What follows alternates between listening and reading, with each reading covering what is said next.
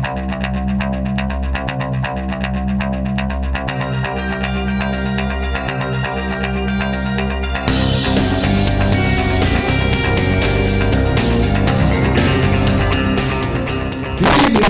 and gentlemen, welcome to Senior Night here at Upper St. Clair High School. Tonight we'll be recognizing the senior cheerleader and hip-hop team and senior football players. First, the cheerleading and hip-hop team seniors. Cheerleaders, Olivia Cuba, daughter of Jay and Pauline Cuba. Bridget Junko, daughter of Mike and Misty Day Junko.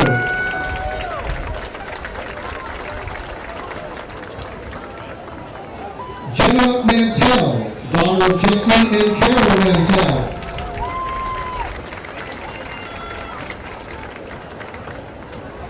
Reagan McGregor, daughter of Walt and Michelle McGregor.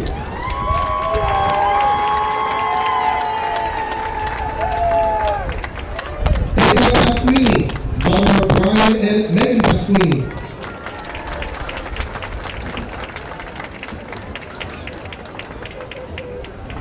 Josie Rollo, daughter of Bill and Joey Rollo.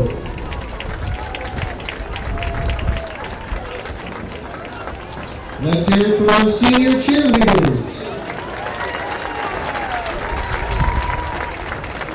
Now the senior members of the hip-hop team. Lady Caceres, daughter of Jerry and Lenny Caceres.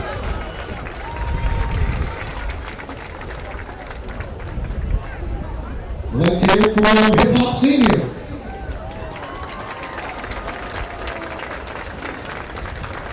And now for the senior football players. Number 55, Mark Banbury, accompanied by his parents, Lisa and Matt Banbury. Aiden Besselman, accompanied by his parents, Autumn and Bill Besselman. Number 7, Jamal Brown, accompanied by his parents, Evelyn and Robert Provost. Number 46, Harley Clausen, accompanied by his mother, Autumn Rhodes, and his sister, Haley Rhodes. Number 33, Aiden Carr, accompanied by his mother, Mary Carr. Number 52, Zach Ehas, accompanied by his parents, Sarah and Kelly Ehas. Number 75, Marcus Phil, accompanied by his parents,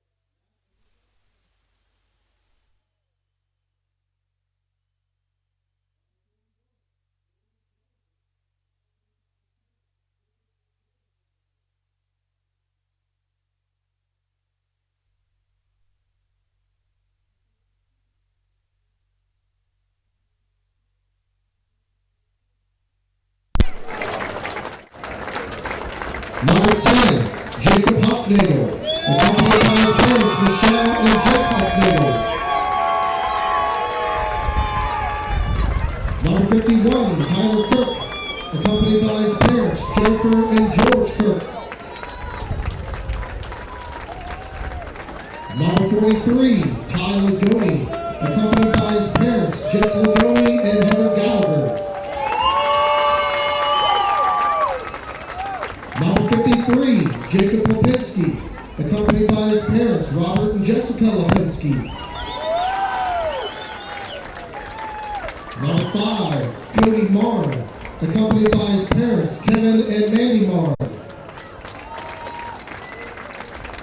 Number 34, Seamus Moorhead, accompanied by his parents, Jim and Leah Moorhead.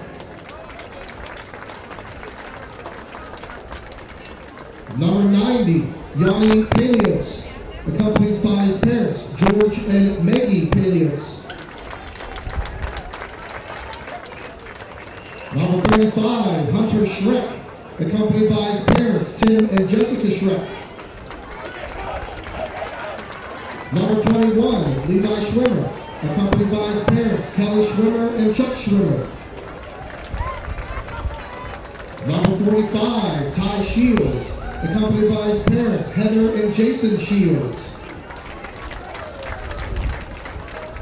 Number 17, Tim Spear, accompanied by his parents, David and Susan Spear. Number 12, Charlie Stoll, accompanied by his parents, Matt and Carrie Stoll. Number 19, Tyson Swigert, accompanied by his parents, Marcy and Tyson Swigert. Number 81, Simon Teasdale, accompanied by his parents, Jamie Teasdale and Terry Teasdale. And number 11, Ivory Travers, accompanied by his father, the late Michael Travers, and his aunt, Barb Sturdy. Let's have a nice round of applause for our senior football players.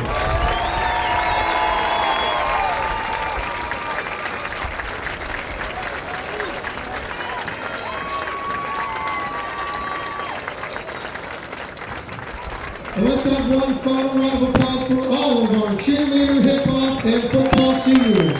Congratulations, seniors.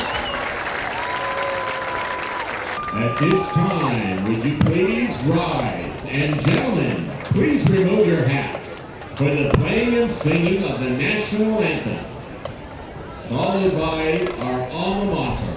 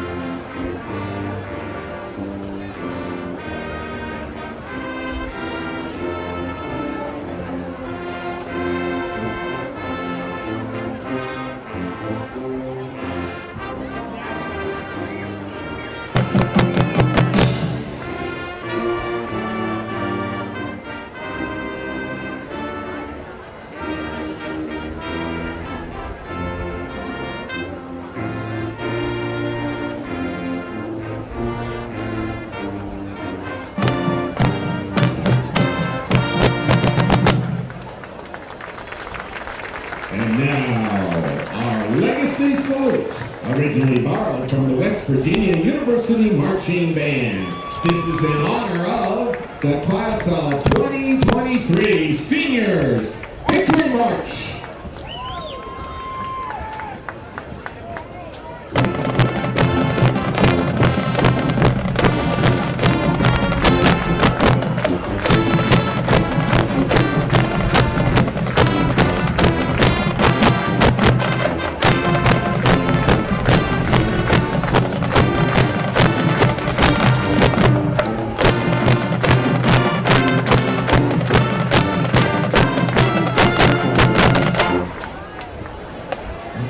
Ladies and gentlemen, and welcome to Upper St. Clair.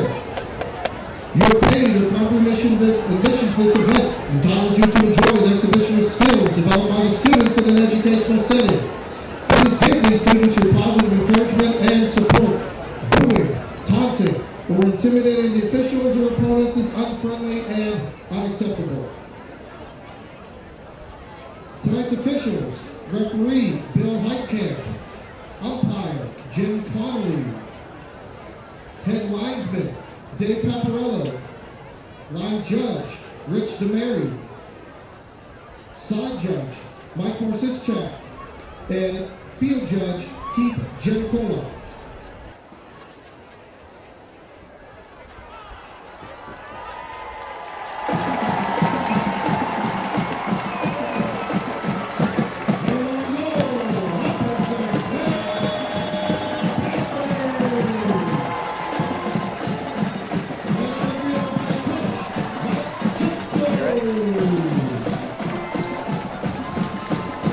Hello everybody and welcome again to another season of Upper St. Clair Panther football. Tonight is the home opener. It is also senior night. And probably most importantly for the Panthers, it is the kickoff of the WPIAL Class 5A Allegheny 6 conference season, which means this one matters.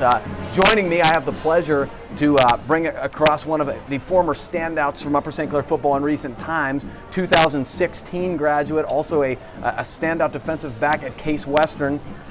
Kevin Christus is joining me tonight. Kev, thank you for being here. I appreciate it. Yeah, thanks for having me, Gavin. Pleasure to be here. Always fun to be back in St. Clair and excited to call the game with you. Well, let's talk about that real quick. What kind of feeling does it give you to come back here? I know everybody who comes back talks about these Friday nights being some of your best high school memories.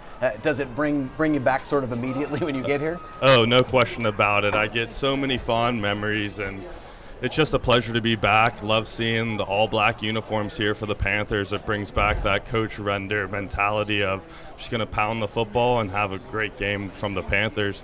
Also excited to see what the Highlanders here have to offer. I hear they're a very young team, ready to prove to all of Class 5A that they're here to stay.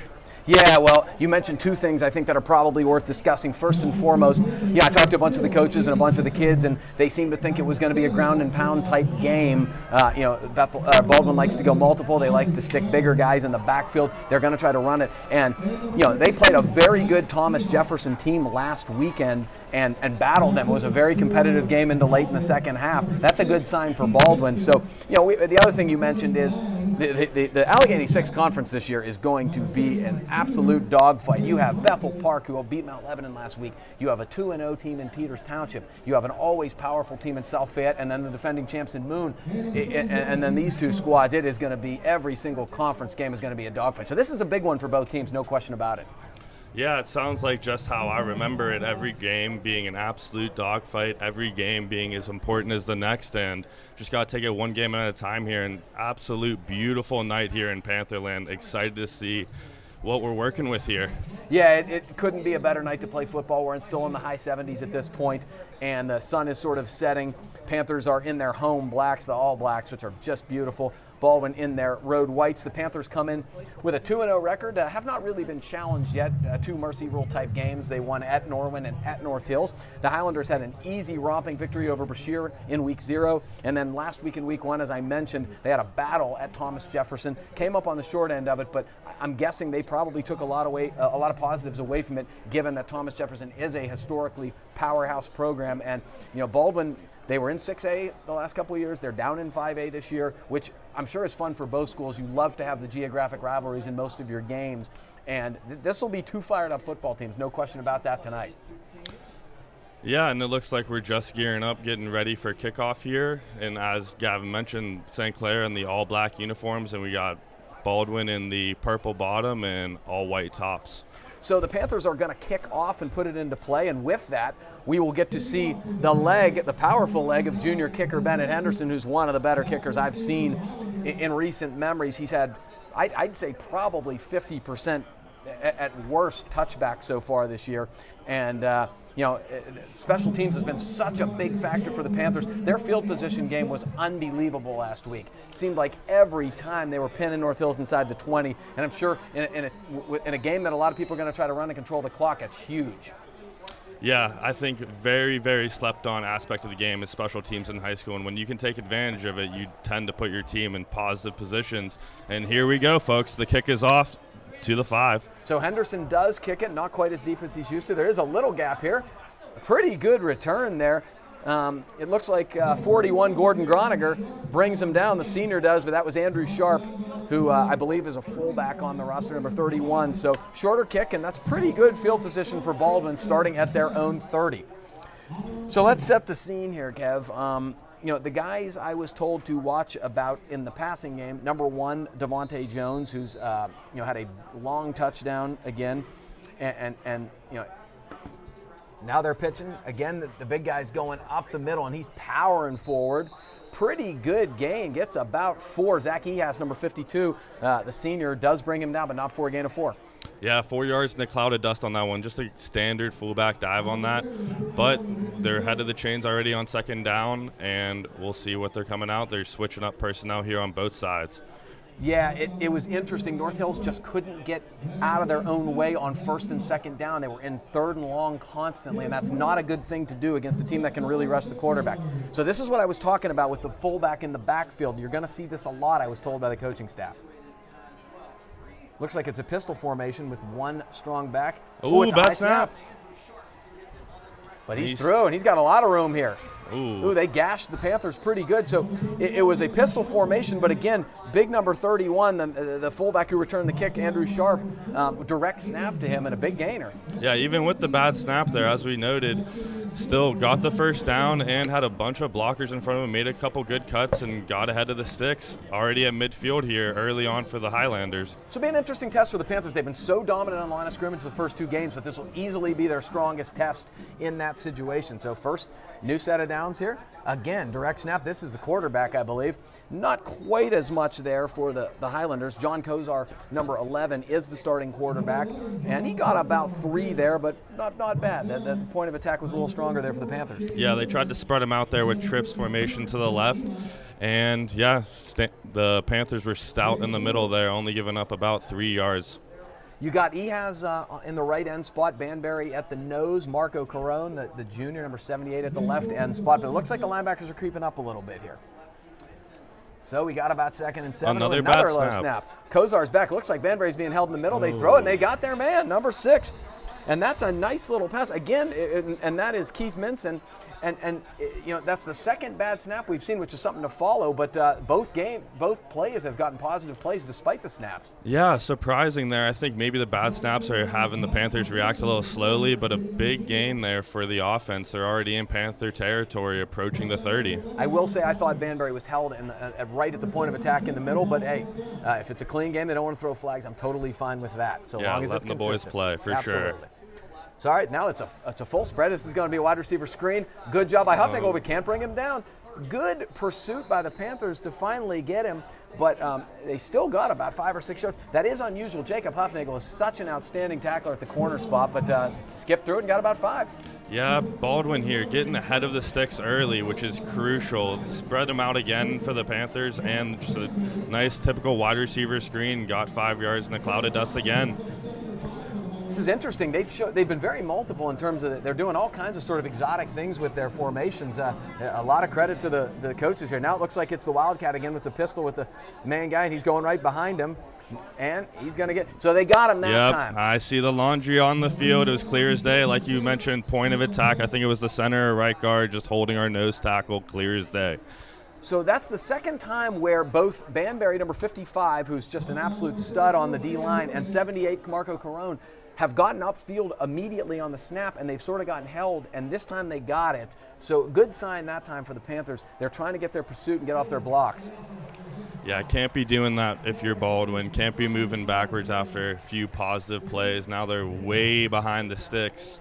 Second down about 16, maybe 17 for the Highlanders, so expecting pass here, to be honest. So, Kevin, this is interesting. It looks like they've put a 4th defensive lineman in the game. Number 58, Nate Stoll, is in, and Carone is sort of at a defensive tackle with bands sort of still over the nose. This is kind of an interesting adjustment from the Panther staff.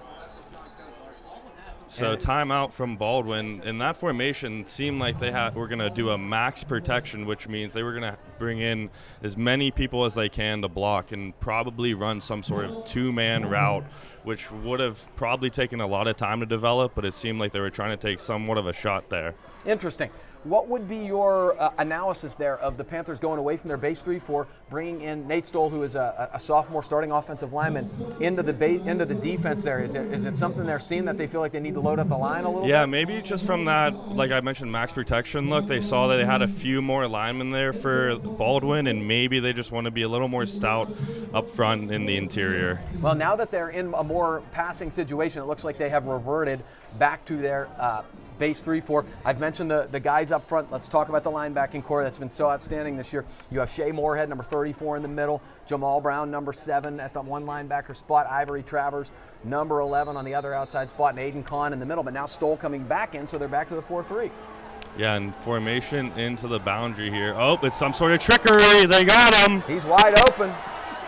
Oh, and just couldn't complete it. So there's a flag, but look at the line. This could be an ineligible receiver downfield. The lineman is way down the field unless that was the fullback. Yeah, definitely I think some ineligible downfield, but some trickery early from Baldwin. Had a lot of people toward the sideline, short end of the field, kind of an odd formation, and a pitch pass there from Baldwin, and caught the Panthers staring in the backfield. Yep, you called it, Gav. The legal man downfield. I'm just not used to seeing a 280-pound dude 50 yards down the field. I will say this, great play call by Baldwin and well executed. I've been sort of calling Andrew Sharp, number 31, the wildcat type thing, the direct snap, but that's a hell of a throw. I mean, that was right on the money, 50 right yards on down the money, field. yeah. In stride, I mean, the receiver maybe had to slow up a little bit, but hit him right in the breadbasket. Thankfully for the receiver, there was a penalty, so it didn't matter anyway. But now Baldwin, again, way behind the sticks here, second and over 20. And Junk's out on the field. I don't know what's going on. Is he trying to get a timeout, or is he saying – I don't know, is it something between declining the penalty or accepting the penalty? Maybe, possibly. They could be doing that so they could stick Baldwin behind the sticks and leave him in a long third down situation. Because they announced they were declining the penalty, but they moved him back 5 yards. And I think Junk is saying, I did not want to take the penalty, maybe? Yeah, that would be, honestly, probably the wise decision from Junko. Just get him behind the sticks, make them probably have to pass the ball, and just load up the back end.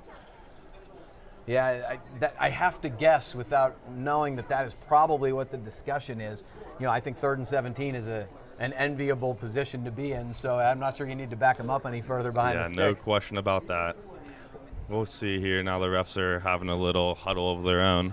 So do you think Baldwin coming out in some of these sort of unique and exotic formations, is this a just trying to trick them? Is this a acknowledgement that they don't think they're as strong of a team? What do you think this is?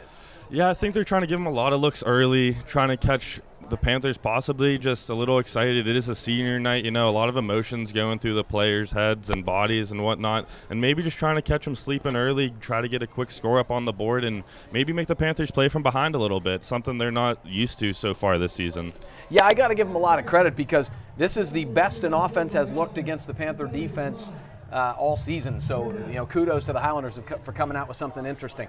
But, so we talked about it. They got it right. It is a decline penalty, and it will be 3rd and 17 from the Panther 40.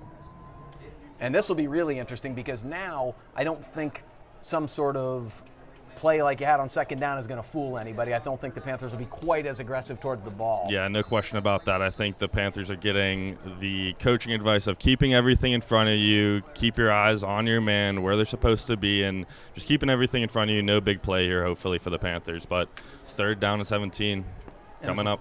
Yeah, it'll be interesting to see if they're 4 down territory here, too, because of where you are on the field. Maybe you get half of it here, and you go for it. It is a handoff.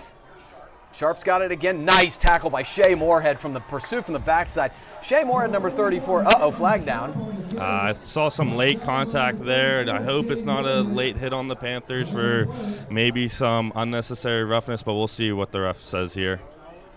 I mentioned something about not throwing flags on the first hold, and now we've seen about 3 plays in a row. No.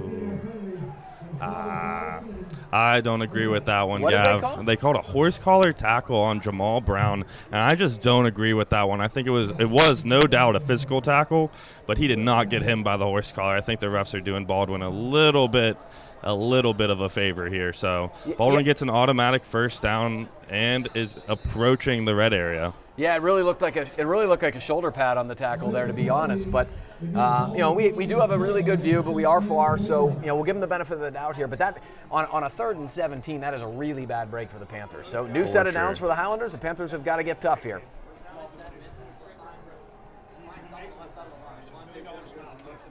Kozar takes the snap. Again, a lot of movement there in the backfield, but the Panthers get very tough in the backfield, and that's led by Ty Lagoni, number 43. He's had a bunch of interceptions in the first 2 weeks, but he showed his stoutness in the run game. But we'll see what the flag is. It looks like some pre-snap movement.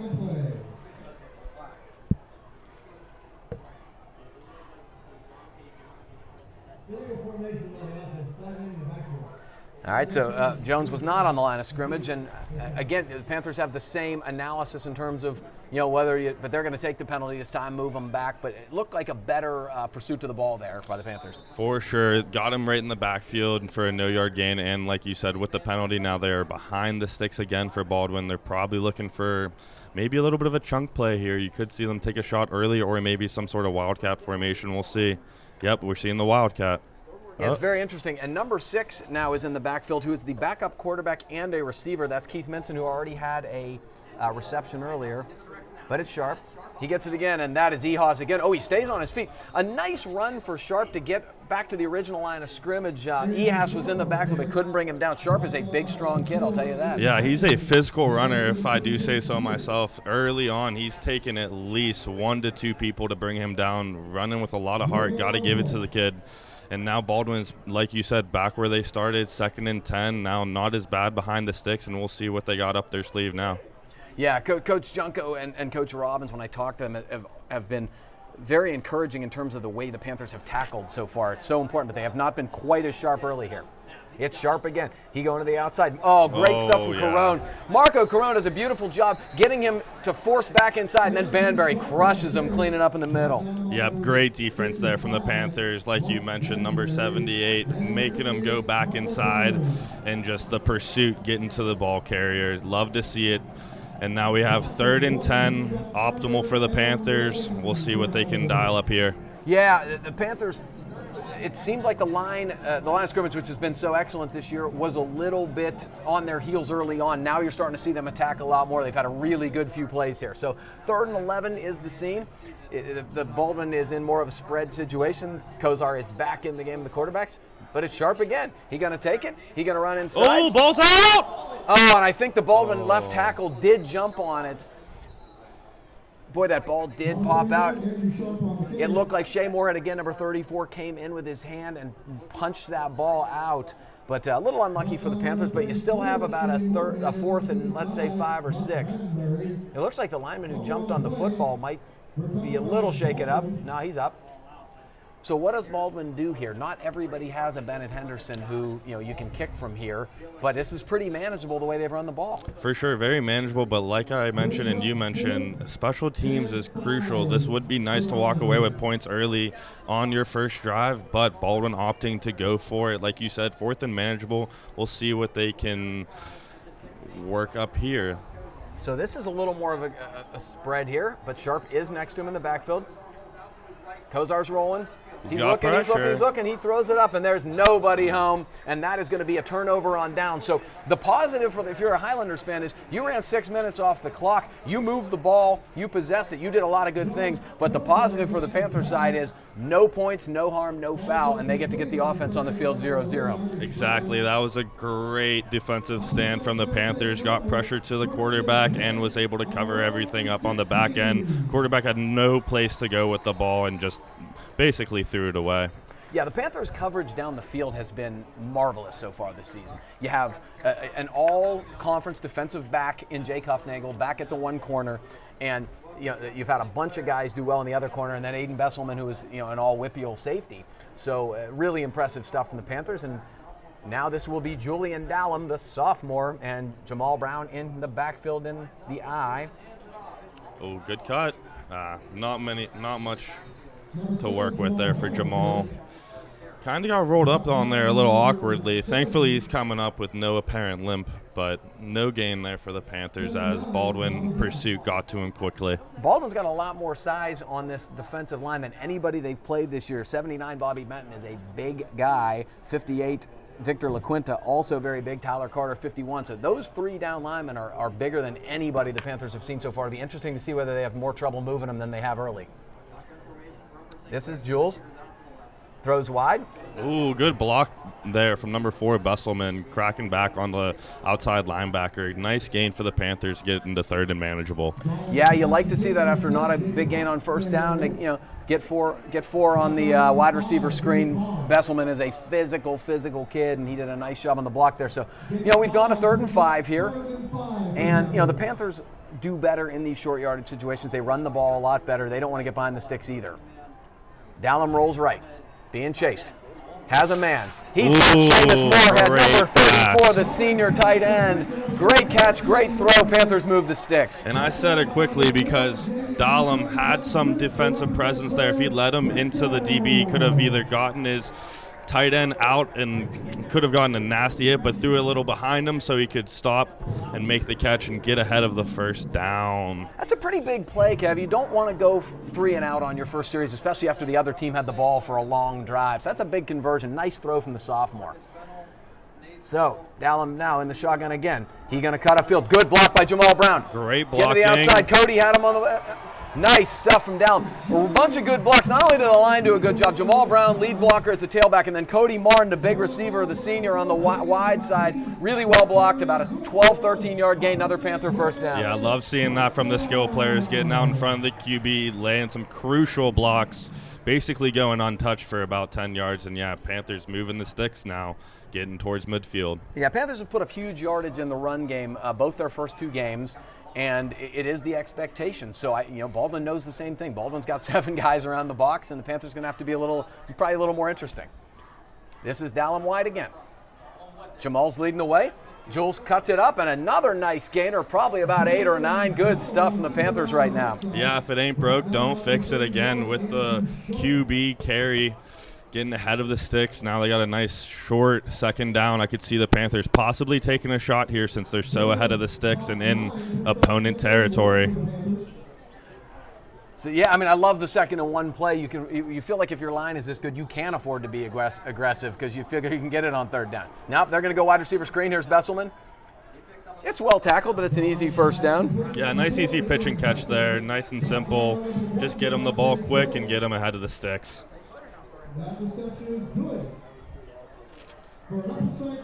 So it seems like Baldwin is sticking with the same about 11 kids on defense, not really rotating many players. And you can already tell some of the Baldwin players have a lot of hands on their hips, a lot of guys going both ways, playing a lot of snaps early. Like we mentioned, it's a beautiful night, but a hot night here in Pittsburgh. So we'll see how that plays a factor. I always worry about cramping on nights like this. I don't know. It's always something I think about. This is Jamal up the middle. Nice little cut. Oh, he got a little unlucky there. He looked like he was by him, and big number 58, that's Benton again, sort of got a hold of him, and now we got another late flag. Yeah, late flag. I hope it's not on the Panthers, but I have a feeling it might be. Seems like there was some extracurricular activity happening after the play. Yeah, the Panthers got to keep their cool. This is senior night. It's a competitive game. It's a rivalry game. You can't afford, especially when you're having a lot of momentum on this drive, you can't afford to keep putting yourself behind the sticks. The margin for error in a game where everybody's running is small. The clock flies, and you can't afford that type of stuff. Exactly. You said it best. The clock will be moving quickly with all these run plays, and you don't want to be putting yourself in bad situations way behind the sticks like the Panthers are going to be in now. Now we're going to have to see at least 1 to 2 big plays here to even give themselves a chance to get back into positive territory.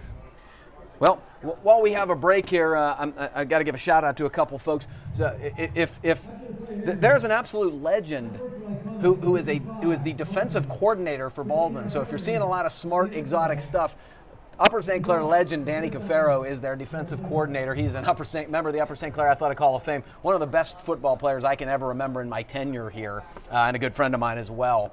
So, Decaf's a special guy, and he'll be very prepared for what the Panthers are doing tonight. All right, so 1st and 25 is not where you want to be, but here comes Jules. It's going to be a center screen. Here comes Besselman trying to cut it up. Baldwin does a nice job diagnosing that. I think Bess was trying to cut it all the way across the field to get a little bit of space, but not much there.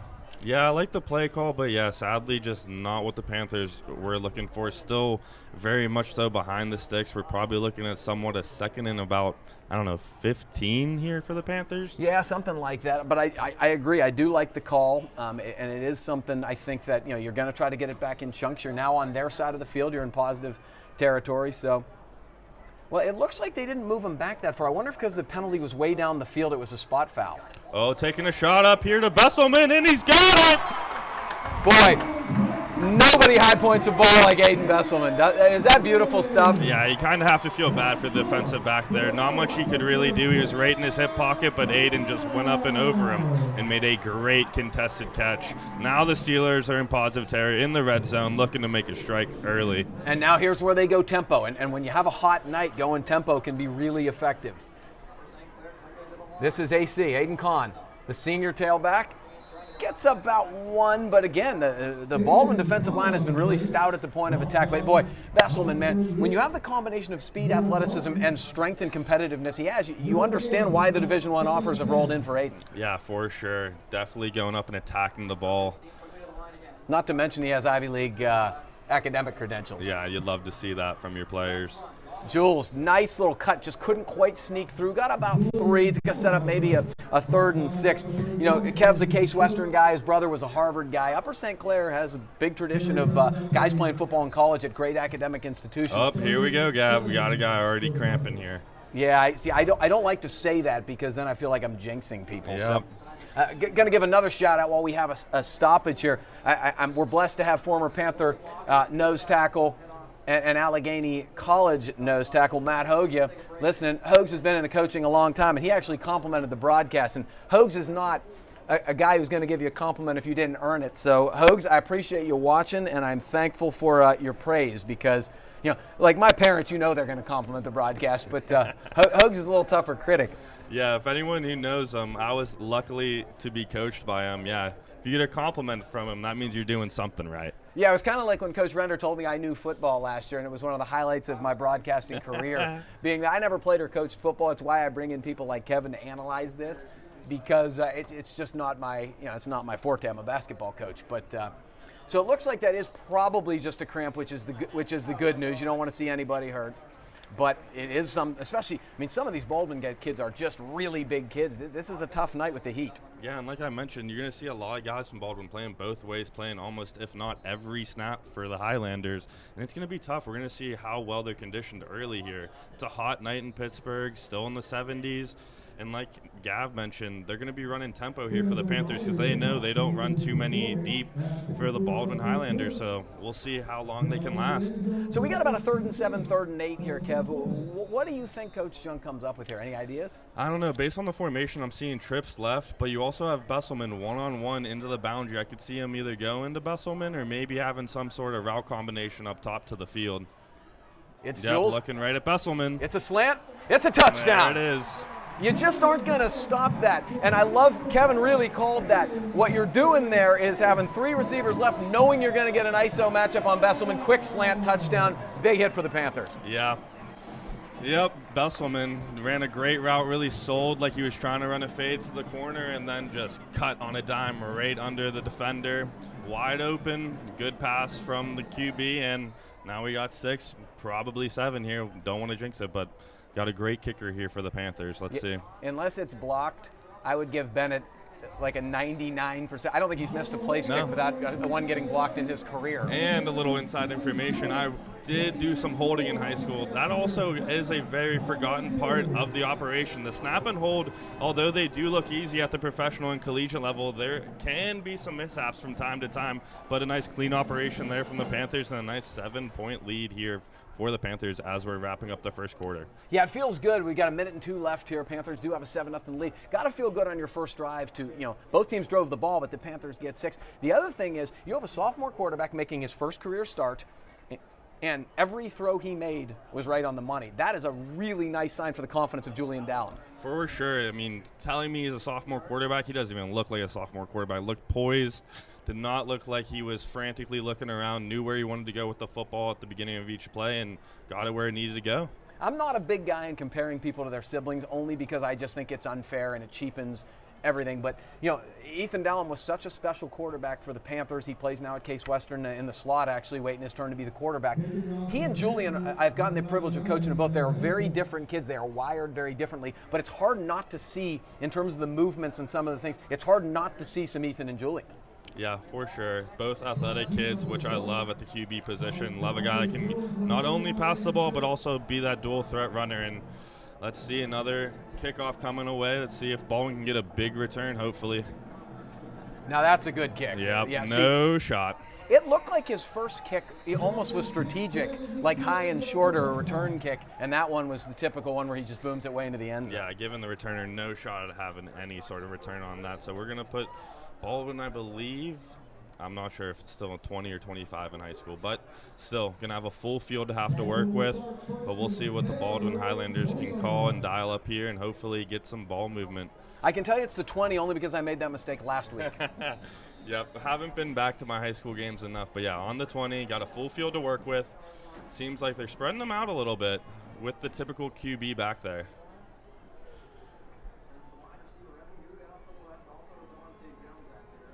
Yeah, it's a lot of stuff to the left here. A lot of movement here pre-snap. He's going to fake it to Sharp this time, and he's going to run. He's got some room. So that's the first time they have faked that little play. It's been given it to Sharp every single time. That time Kozar tucked it and took it and got a big gain there. Yeah, and like I noted, a lot of movement pre-snap. Might have had the Panthers a little confused on what the strong side of the formation was, and then Baldwin using two lead blockers for the quarterback, having a huge hole to run through, and a nice positive gain out to the 32 for the Highlanders. An interesting score. The Bethel Park Blackhawks up 15-7 on Central Catholic in the first quarter. How about wow. that? Yeah, You don't Bethel's see tough that this too year. often. They've been building to this senior class. They're tough. Love to hear it. Love to hear the competitiveness within the conference. It's gonna be tough. It looks like another pre-snap penalty. Oh. You're seeing a lot of movement on. You expect this in week 0, week 1. As you get to week 2, you figure you're going to clean it up a little bit. But both teams have been a little sloppy early. Yeah, you hope to not see as a coach, but again, Baldwin getting behind the sticks early. You just don't want to do that as a team. But at the same time, they've had some very explosive plays to get them back in a positive spot. So we'll see what the Highlanders can call and dial up here. Yeah, I mean, the interesting part about this is, and this is the chess match that I love of football, is, it's still first down, so do you try to suck them into it and get a big one back? Do you just kind of do what you're doing? This is, I would never want to coach the sport because it's very obvious when you make mistakes as opposed to hoops, but it is so difficult. Yeah, no question about it. A lot of options to go with. You could do the Wildcat. Seems like they're letting the time run out, though, at the end of the first quarter here. Yeah, so that's going to end the first quarter. It's when teams run the ball primarily, like we mentioned, the time flies. It's been, 2.5 possessions, and the first quarter is already over. So after one, the Panthers lead the Highlanders on senior night 7-0. Kevin, what are your thoughts on the first quarter? Anything that really stood out to you? Well, obviously, Baldwin's first drive definitely stood out to me. They were driving the ball consistently. Obviously, had some penalties to get themselves in some tough situations, but kept moving the ball down the field all the way to the red zone, but came up short, and the Panthers stood stout. And then on the Panthers' offensive side, they, again, put themselves in a third and manageable early and then moved the ball all the way down the field with confidence with some big throws from the QB and some big catches from the receivers. But we'll see at the end of one, Panthers 7, Baldwin 0. Do you think there's any adjustments to be made by the Panthers after one, or do you think it's just a sense of trying to figure out, who has the ball, some of the pre-snap movement, some of the complexity that's going on in the ball and offense, and they will settle in and sort of get it? Yeah, I think it's more so settle in. Make sure to read your keys. Don't get caught up with all the eye candy in the background of faking the ball some way or another. Read your linemen, whether it's run or pass, and then just try to pursue to the ball and do your job on the defensive side. All right, so we got 1st and 15. Shout out to my main man, Lauren Anderson, one of my most consistent watchers. He's class of 97 baseball, but Lauren's my dear friend, and I appreciate all of the support he gives me and the Panthers. So let's set the scene here. They are back into the formation that's a little bit more traditional with the quarterback and Sharp, the big back to his left sidecar. Looks like they're going to reset the play clock. And here we go. Starting the second quarter. Now the Panthers trying to keep him pinned. Now it's going to be a traditional pass, and they're going way down the field. They got a man wide open. He's got it, pulls it in. He got a lot of space. And he is knocked out of bounds and brought down by number 17, Tim Spear, the senior safety. But boy, something happened, whether it was a blown coverage or the eyes were in the backfield. They beat him way down the field, and that is the guy we talked about. Oh no, that is Evan Good. I thought that was one Devontae Jones, but well-thrown ball, perfect pass, and that is a big play for the Highlanders. Yeah, put it right on the money from the QB and caught it in stride. Nice hustle, though, from the Panthers' back end to make up for the mistake and at least make them earn these 7 points. We're going to have a lot less field to work with for the Highlanders, so this is an opportunity for the Panthers to get away with making a mistake, but making up for it here in the red area. Yeah, Panthers got to get stout here a little bit. They've had a little bit of a tough night so far in the secondary. Sharp's got all kinds of room, and he's going to get in easy off tackle right, and that is going to be a touchdown for the Highlanders. Great response by Baldwin right down the field, easy drive, and got an extra point for the tie. Great and big response from Baldwin, very quick response from Baldwin. Scored in less than 2 minutes there from the Highlanders. Obviously the big play set up the score, but a very, very physical run again from the running back, just going basically untouched to the 5-yard line and barreling into the end zone. So we'll see here if Baldwin can tie it up.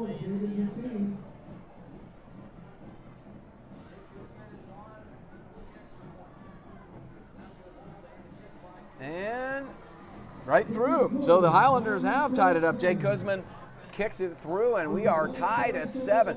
So is there anything you see on the defensive drive there? Is it a sense of, a blown coverage and then all of a sudden it gets you on your heels, or you're more worried about pass, or what's happening for the Panthers right now? Because this is the first time anybody has really moved the ball on them. Yeah, I think the Panthers were just a little stunned there after the big play. Just Baldwin giving a simple little handoff, but being an effective run, just been physical so far all night. I think the Panthers going to have to make a little bit of adjustments here on the front end of their defense, because Baldwin is getting 3, 4, 5, 6 yards in a cloud of dust with no problem at all. And like I said, with these conference games, they mean a little bit more. No team's just going to give the game to you. You got to go out and earn it. Yeah, my expectation was a lot of runs, kind of a lower scoring game where the offense would be a little bit tougher to come by. That has not been the case at all. All 3 possessions have resulted in a lot of first downs, a lot of movement. St. Clair scored a touchdown in their first possession. Baldwin moved it easily their first possession and then went right down the field and scored in their second. So this game is not, that's why we watch, but this has not gone the way I expected it to. Yeah, definitely an exciting start to the game, and Baldwin here set to kick off. Does a little squib kick.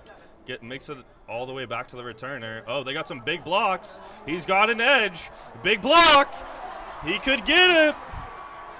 Oh, is he still in? What a return from Jamal Brown. Wow, taking it all the way inside the 10. That was something, Kev. So a couple things there. Kev could see it very early, but you could tell once Jamal cut back left immediately, there was a wedge there. Aiden Besselman, number 4, great first block. He was the deep guy, and he kind of came up and found somebody. And then the other thing was the kicker, who obviously is, not the guy who you really want tackling somebody like Jamal Brown, just couldn't even push him out of bounds or anything, and it made it from, he had it at the 35 or 40 to all the way inside the 10. So special teams, like you mentioned, really changing the momentum of this football game. Yeah, and you'd love to see that if you're the Panthers, setting yourself up with an extremely short field, spreading them out. We'll see what they can call up here. Yeah, it changes the momentum right back. This is Aiden Kahn. No, he kept it. Dallum had it, and not much there. I thought that ball was in Kahn's hand, and frankly, it looked like he had some room off tackle, but pretty impressed so far by Bobby Benton, number 79, who's back in after his cramp. He has been really physical. Yeah, I'm extremely impressed with the front here from Baldwin. They're getting a lot of penetration, getting off blocks quickly, and getting in the runner's face real early, making them have to make multiple people miss real quickly when they got the ball. Yeah, I wonder if it's going to be a little bit more of a passing attack for the Panthers tonight, which is, again, not something we've seen so far, but they're also not going to be a whole lot of film on it because they have not thrown very often. This is Dallum. He's looking. He's got him. Oh. So unfortunately, the pocket kind of broke down. Jules threw it off his back foot. I think the throw needed to come a little bit earlier. It looked like it was almost like a post corner. He faked back to the outside, faked the slant, and I think the pass was just a little late. Yeah, he definitely got him with that double move from Aiden Besselman, but sadly, like you said, Baldwin again getting penetration up front, getting in the QB's face and causing the errant pass. Now we have 3rd down and 9 yards to the end zone for the Panthers. Yeah, there's been really palpable momentum shifts in this football game, and the Panthers got the momentum shift to get the kickoff return, but it'd be a huge momentum shift for Baldwin to get a stop here. It's Dallin again, throwing to Besselman. Oh, the pass is just short. Aiden Besselman's getting a lot of attention. He had double, maybe triple coverage there, and the strategy to have 3 guys top and 1 guy bottom did not work. Baldwin's really focused on Besselman there, and boy, 3 downs and basically no yards, and the Panthers are going to have to settle for a field goal. Yeah, if you're the Panthers, you hate to see it. Get a great return from Jamal Brown, get inside the 10, have to settle for 3. We'll see if it can convert here. So this is a pretty severe angle here from the hash. Henderson sneaks it inside the left upright, no problem. So I'm sure the Panthers will be a little disappointed, but the bottom line is they get points. They take a 10-7 lead with 10:24 to go in the second quarter. Yep, and going back to that 3rd down play, it looked like, again, as you mentioned, they had 3 receivers out towards the field and Besselman to the boundary. It looked like he was going to get one-on-one coverage, but then the linebacker sunk under the route, kind of doing some sort of bracket coverage on him, so they're not letting Besselman burn them again. They're definitely going to give him the proper amount of attention he requires. All right, so the Panthers have got to regroup a little bit on the defensive side of the ball. I'm sure the defensive coaches are a little bit frustrated and a little bit perplexed. And I think we talked about it. Whether there's something formationally to shift, whether it's more about getting off your blocks and winning individual battles, Panthers have got to do a better job right now. Yeah, I think the Panthers really just need to keep everything in front of them, limit the big plays, and just make Baldwin march down the field. Easier obviously said than done, but just stick to your assignment, play team defense, and make Baldwin earn everything they can get tonight. Yeah, that's the problem. The first drive it was methodical, but the Panthers bent but didn't break, and eventually they got to stop. What you can't give away is the big splash plays. You just can't do it. Exactly. That's what the Panthers' mantra has to be tonight: bend but do not break. Another good kick from Bennett. Sharp's going to be back almost to his goal line. He going to turn it up. Oh, great tackle by 23, the sophomore Van Helman. He is a really physical player. I watched a bunch of the freshman games last year, and he just popped to me. His physicality and his strength for a sophomore, very, very impressive, and that was a great tackle. Yeah, again, Panthers special teams making another statement, putting Baldwin on the 15-yard line. And again, if they're winning the special teams battle, that's going to rule in their favor. And another player down here for Baldwin. Yeah, this one looks like, unfortunately, a little more of an injury, although you just never know. I don't like to speculate on that stuff. Cramping's coming because of the temperature, but what you don't want to have happen because of the physicality of this type of game is, injuries. And especially if you're Baldwin, they're not running too many players on and off the field, switching up formations, so you hope it's not one of the guys who's playing both ways for them, because that could be a big loss. Yeah, absolutely. I think I talked to the coaches at length about this. St. Clair believed that the line was going to be a strength, but you're an injury or two away from the line. Particularly these schools don't have a ton of big kids, and so it's the type of things that worry you. And the Panthers do have some significant depth in a lot of spots, which is a big luxury to have. But big kids, very, very difficult to find. You just most of these schools, believe me, I'm in the school. I wish we had more tall kids for hoops, but it doesn't happen much. Yeah, it's the sad truth of football. It's a physical game. There will be injuries time and time again at the end of the day. But, again, you just hope it's no one crucial. Again, you don't want to see injuries at all, but they tend to happen a time or two in football. It is a very physical game, and you got some players out helping him off the field. He seems to be getting off mostly on his own power, but it's definitely something with that right leg. Yeah, I wish him the best. It's tough to see. I do not enjoy that part of this sport. Another shout out. I have Ali Conomos Paradise, another fantastic, consistent listener, class of 1993. Graduated with my outstandingly unique older brother, and just appreciate so much all the people listening from all over the United States. It's just amazing the support this program gets. It does my heart good. So here comes the Highlanders, 1st and 10. Snap back to Kozar, and that is Shea Moorhead doing a really nice job penetrating from the middle linebacker spot. And Moorhead was injured all last year, tore his ACL in the first scrimmage, and boy, has he been a stud so far in the middle of the defense. Yeah, it's huge to have that key player in the middle of your defense in high school football. If you have a guy that can get sideline to sideline, make an impact in the run game, and constantly be around the ball carrier, it's a huge benefit to your defense. I've had the pleasure of coaching Shea Moorhead, and let me tell you something. If you want to talk about an intense, aggressive kid, Shea is all those things. Great kid. So, all right, 2nd and 8. Pretty good first down play for the Panthers in terms of how this game has been going. They fake it. Oh, boy. That was a really nice play call. They faked sort of the middle dive and then threw the quick slant, but the throw was a little behind him, through the hands of the receiver. Panthers got a nice break there. Yeah, Panthers got a nice break, but also Baldwin got a nice break. The ball got deflected straight almost up into the air. Panthers could have possibly had a takeaway, but Baldwin here in a nice 3rd and long for the Panthers. Maybe dial up some pressure, possibly get Baldwin a punt and get some good field position here. We'll see what happens. I feel like a lot of my color commentators here always talk about the first turnover being such a momentum shift. It'd be interesting to see that the Panthers have forced a ton of turnovers so far this year. Yeah, for sure. I mean, I have a friend who always says for Pittsburgh game, ball doesn't start until the ball turns over. Now it's a handoff to another handoff, and there's Van Helmen, 23. He was down. Beautiful. Van Helmen, number 23, just doing outstanding work. He's in the backfield immediately, shoots the gap there. Big loss and a great possession from the Panther defense. Yeah, stout defensive stand right there. No positive plays pretty much for Baldwin on that entire drive, forcing them backwards. They look like the Panthers returners are even in front of the 50-yard line. Seems like as long as we get a clean catcher on the punt, we're going to have Panthers in a positive territory here. Yep, so let's see what kind of punter Baldwin has. I know the return game for the Panthers has been excellent. Jake Huffnagel is he just couldn't quite get to him. Oh, and they threw a flag. So what they're saying is he didn't get the ball at all. Hopefully it's not a roughing situation, because again, it was 4th and a mile. It looked like that was Aiden Kahn who ran in, the tailback, the senior, and I think he got hit, maybe got the wind knocked out of him by the punter's leg. Boy, if this is roughing, this is going to be another enormous break for the Highlanders. Yeah, and we saw it coming. He got penetration. Looks like no one even laid a hand on Aiden, but sadly just couldn't get the ball and got all of the punters. So we'll see what the referees come up with here. They're huddling right now, talking about what is going to be the call on the field. I don't know anything about this rule in current high school football, but if you can call running into it, I mean, he got the kickoff fine, and it's tough to me to sort of penalize a guy who was that far in. But again, it's who knows?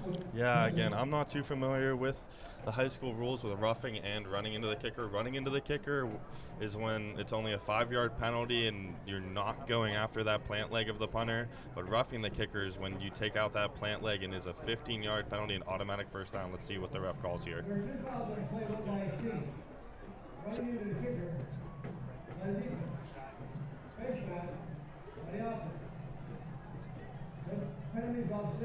So a penalty on the return does offset a penalty on the kick. Yep. Again, I'm learning things tonight. So that's a good break for the Panthers. You'd rather do that over again. Yeah, this punter doesn't look like he's going to change the field position. So would I consider?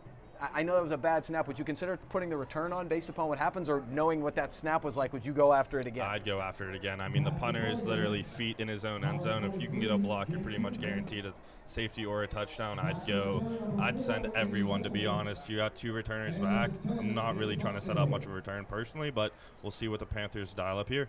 This is an interesting formation in the return. Now it is. They are putting the return. Oh my God, he just missed it, but. Pick it up. Oh, that's unfortunate. Let it roll out. Boy, that ended up being a great break for the Highlanders. So, they get a 44-yard net. So the unfortunate part about that is it probably cost the Panthers 20 yards in field position, which is a bad break. So hey, give the Highlander punter credit. He found a lane there and got it through on a low punt, and it was effective. Yeah, it's just like a golf shot. It doesn't really matter how it gets there. It matters where really it ends up. And got a lot of roll there for Baldwin Highlanders, and now Panthers are going to be at midfield to start their drive. Still very good field position for the Panthers.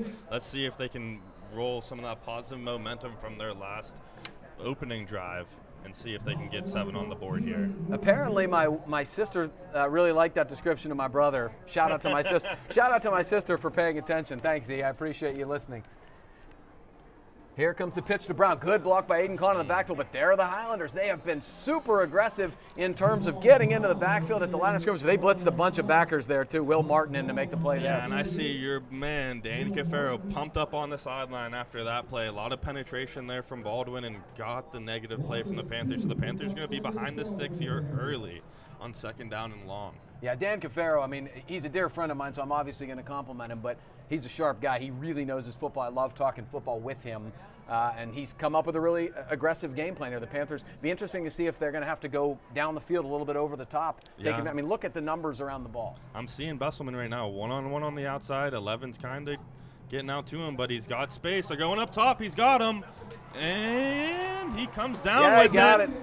So same thing. We talked about it. We called this, and they tried to fake the outside linebacker or safety just to sort of say, please don't do that. But they're not going to be able to cover Besselman one-on-one. It isn't going to happen with his ball skills. And so it's a matter of Junk's going to be aggressive with that play, but it's a matter of, what else do you do now? Yeah, what can you set up off of it? Maybe try to establish the run here, but at the same time, it's working. Keep going to it.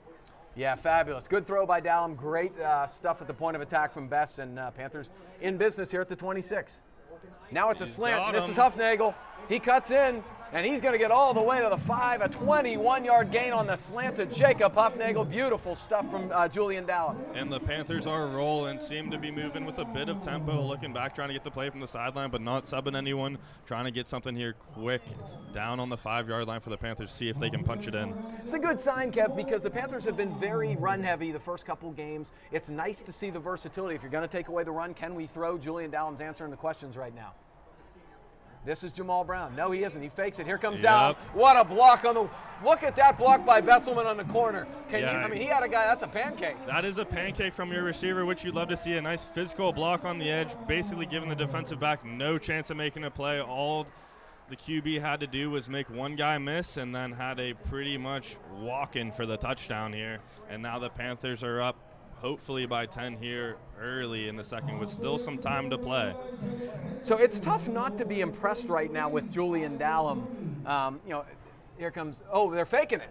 Oh, they got him. You got a wide open Van Helman for the touchdown. It was a design fake, and it looked like Evan Taylor, who is the holder, is the diminutive running back that has flashed a little bit in some of the second halves of games. They must have seen something on film, but Van Helman was wide open. Good throw, good catch, 2-point conversion for the Panthers. Yeah, nice to convert there on a 2-point conversion, going up instead of 10, now 11 for the Panthers, and pretty much in basic backyard pitch and catch. No one was even around the receiver, so nice to see the conversion there for the Panthers. I have to think that's something you see on film, the way they just totally attack it. 100%. Definitely some guy on the edge was either not reading his key or just simply they just caught him sleeping. It's all right. Another shout out here to my main man, one of my football ready references who I ask lots of questions to, former Panther quarterback and Yale Bulldog, Josh Helmrich. Thanks for watching, buddy. I love the fact that you're still involved with this program.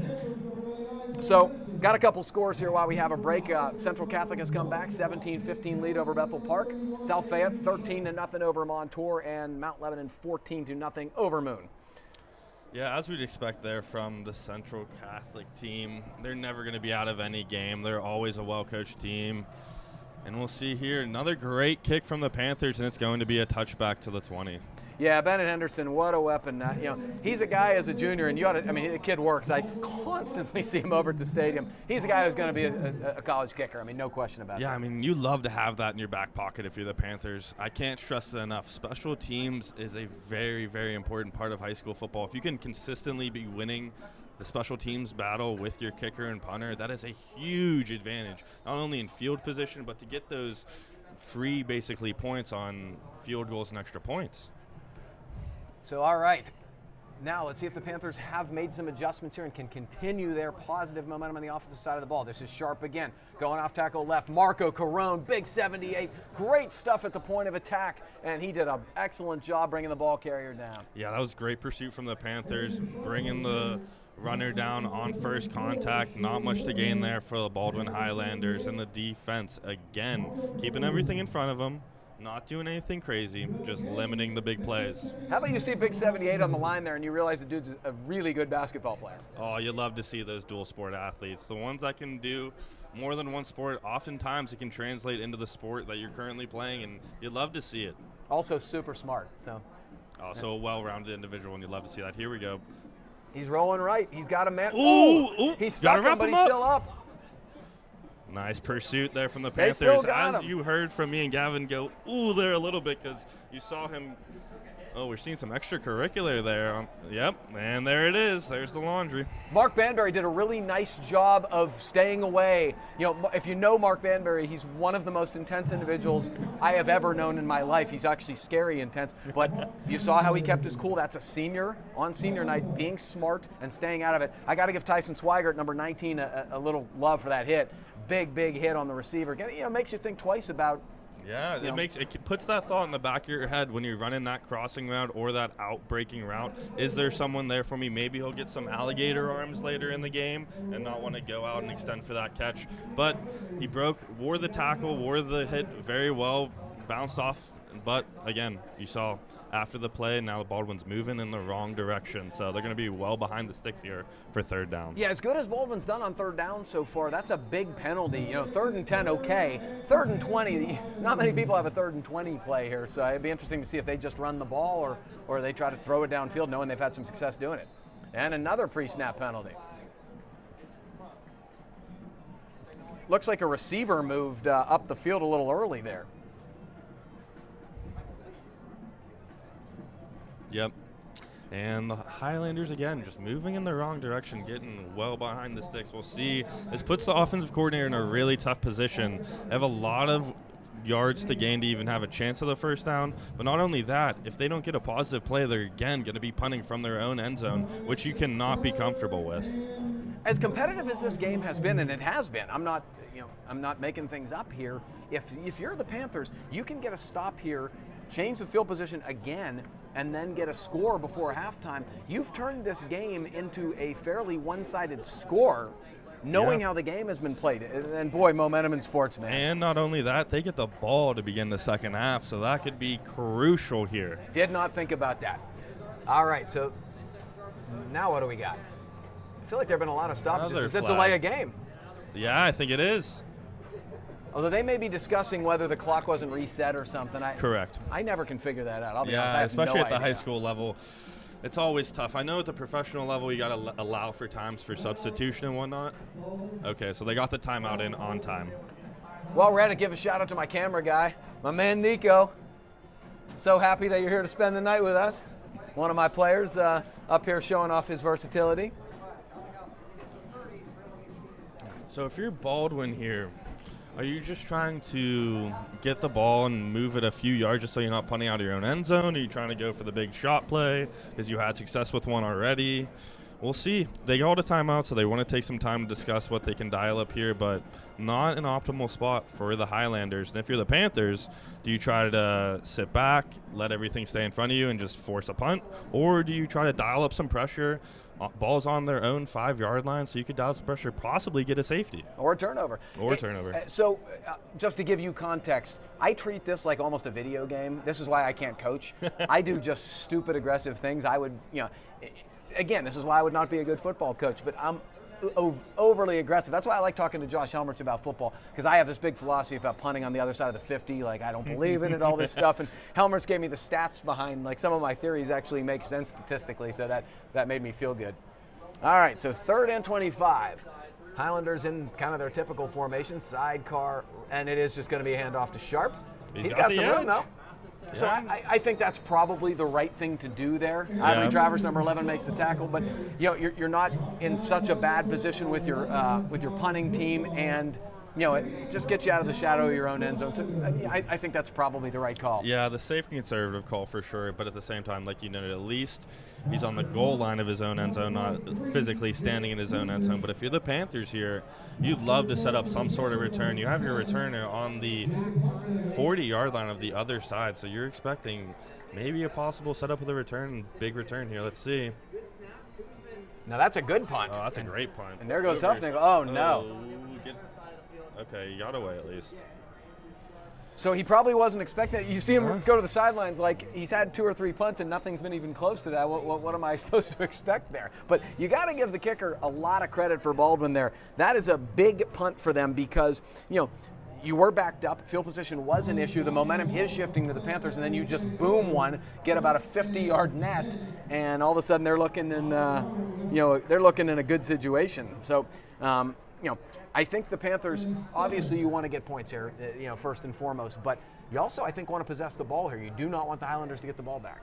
Yeah, for sure. You definitely want to bleed the rest of the clock out of the first half, but at the same time, you want to come away with at least 3, possibly 7, and then get the ball back to start the second half. So we'll see what the Panthers have designed here. They all were in a huddle here to begin, and we'll see. They got 3 receivers, tight end, and running back in here. So it's 18-7, the Panthers lead, 4:24 to go in the second quarter. 1st and 10 for the Panthers. Jamal Brown in there, but again, just no chance. Like a lot of penetration there from the Highlanders. They had, I think, if not all 4 down linemen in the backfield there before Jamal Brown even took the handoff. So not much to work with there for the run game for the Panthers. It's interesting that, and I give, again, Danny Cafaro a lot of credit. They are just as aggressive as you can be right now, especially on the early downs, just daring the Panthers.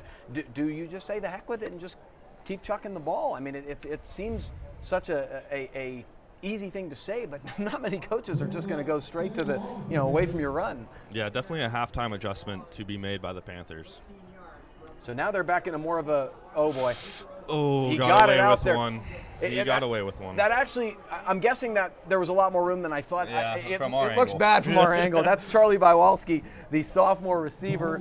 And, yeah, they got about 4 there, but, yeah, that pass scares you. Yeah, to the field, a lot of field to throw to, and thankfully he got enough arm strength on that quarterback and got it out there, but saw the linebacker trying to undercut the route, and if he got to the ball, he could have had a house call. So here's an interesting thing. Obviously Besselman's the guy you're going to be looking for. They look like they're going to already rotate the safety over to help on Besselman. The other thing is you have Huffnagel, outstanding, number 10. You also have a guy we haven't talked about much, Cody Martin, 6'3", hugely athletic, can dunk any basketball you want. He's another guy who can make a lot of plays up top. They're rolling. Oh, here's Moorhead on the route. Can he get upfield and get the first down? Makes a man miss. Doesn't quite get the first down. I like the call. Couldn't quite turn it up. Gets about 6. So it looks like 4th and 4 here for the Panthers. Probably a punt situation. Probably, but I don't know. Looks like Coach Junkel wants to keep an offense out on the field and get the first down, possibly come away with some points here. If you're the offense, you need to get a first down here because you cannot set up the Highlanders for an opportunity to score before the half. I am uber aggressive, but this is more aggressive than somebody like me would be. Maybe he's just trying to draw him off sides. Yeah, that's what I was about to say. Is it looks like 4th and 5 or less. I could see them trying to just have a dummy snap count, try to draw the other team off sides, catch them a little tired, and maybe get away with one. But we'll see. Only 4 seconds on the play clock. Does not seem like they have a play called up.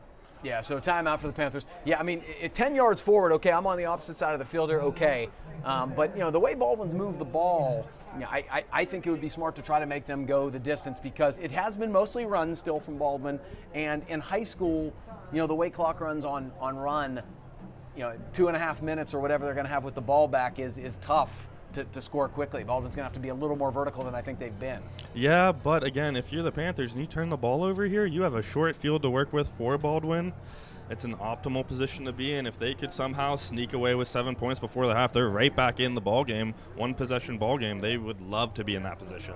No question. So this is where some of the snap parts and some of the special teams comes back into play that we talked about. You need a good snap here. You don't want to make a special teams error, allowing them to, to kind of get back into, the football game on your own mistake. Yeah, but now they got the punt unit out for the Panthers, and Baldwin has their base defense out there, so it doesn't seem like they're going to be able to set up much of a return.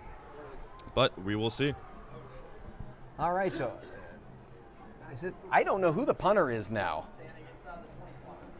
Looks like 42. I wonder if that's a younger guy who, let me check the younger roster. It's a pretty nice punt.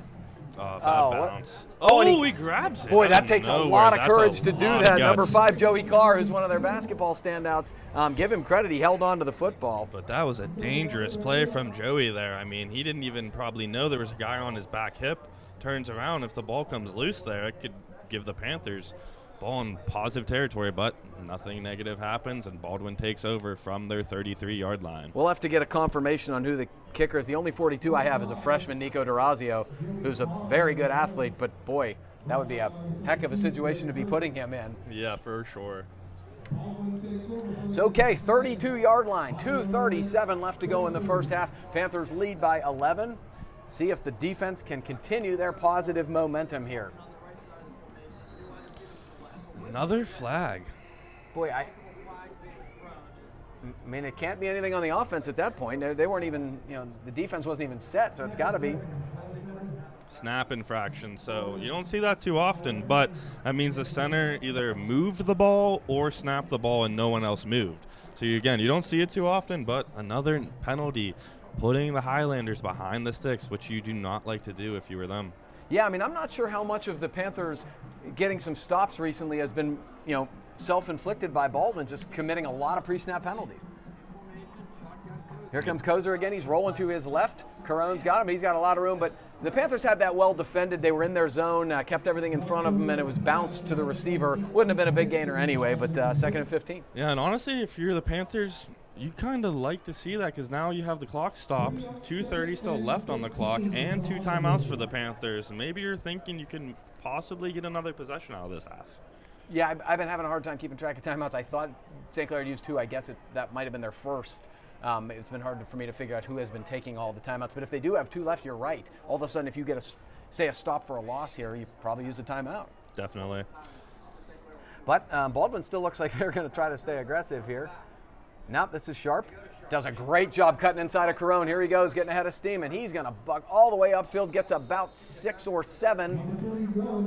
If I'm the Panthers, I probably don't call timeout here because of that situation. Clock is running, and it looks like we got about 3rd and 9 here for the Panthers. Yeah, hats off to the Baldwin running back. He's been running hard all first half long and definitely taking more than one person to take him down almost every run. Tough not to be impressed with Andrew Sharp. Andrew Sharp he's obviously a big, strong kid, but he's cutting, he can throw. He's been really a big factor for the Highlanders in the first half. So we're inside of 2 minutes here, 3rd and 9. This is a pretty big play in the football game because a lot can happen here if the Panthers can get a stop. Looks like a blitz.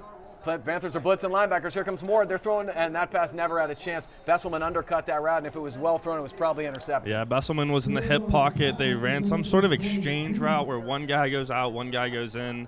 Good communication on the back end from the Panthers. They had that all covered up. Basically nowhere to go for the quarterback. So the Panthers didn't have to use either of their timeouts. That's a positive. I have to give Baldwin's offensive line credit. The Panthers blitzed 2 linebackers, and they did a pretty good job picking it up. The quarterback had time there. He just he knew time was running out. Moorhead had gotten in. Yeah, the battle in the trenches so far, I got to tip my cap to Baldwin. Seems like they're winning the battle up front. It's just they're limiting the explosive plays the Panthers are. And another good punt from the punter. See if he can set up a return. Makes a couple people miss. Nice return from Jacob Huffnagel. He didn't have any blockers there, and there were 4 defenders. He still got probably 10 yards on the return. Panthers have good field position at their own 46 with a minute and a half left to play, and I have to think, Kevin, this is green light. Yeah, this is definitely green light. All go here. Definitely going to set up some passes here late in the first half. Again, not to mention, Panthers get the ball back to start the second half. We'll see if they can come away with some points to end the first half. Yeah, even a field goal, is a big deal here. Because that makes it a 14-point game. 14's a nice round number in football. So we'll see. They have 4 receivers, 2 on each side, single running back. Let's see if they can set something up here, the Panthers. No, just a design QB run, but he's got a lane. Now he was he down. was down, clear as day. But boy, beautiful tackle in the open field there. Dallin, if he makes Jacob Pyle miss there, he may be gone. And Pyle does a great job getting him to the ground. Now the Panthers got to hurry up a little bit. Clock is flying here. Yeah, approaching 1 minute to go here for the Panthers. 2nd and 8. Let's see if they can call something up and maybe get a big play here to end the first half. Coach Junk looks frustrated on the sidelines. I think that took a little longer than he would have liked. Dallum rolls left. Got Moorhead again. He finds him. He's going to get out of bounds. He's going to get about, let's say, 5. Makes it a much more manageable 3rd down. So this will be interesting. To me, if you get a 1st down here, then all of the sudden, maybe you're a little more aggressive. But they were a little cautious here. Yeah, definitely some conservative play calling, some similar plays I've seen throughout the first half. Some design QB rollouts, setting it up for number 34 in the flat. But we'll see. Can the Panthers dial up? They have Besselman on the bottom of your screen. One-on-one with number 5. Let's see if they can go up top, get another big play. Looking right at him. He's back. He's got Best. Yep. And again, it just looks so easy, that slant. That's not an easy catch, and Best makes it look so easy.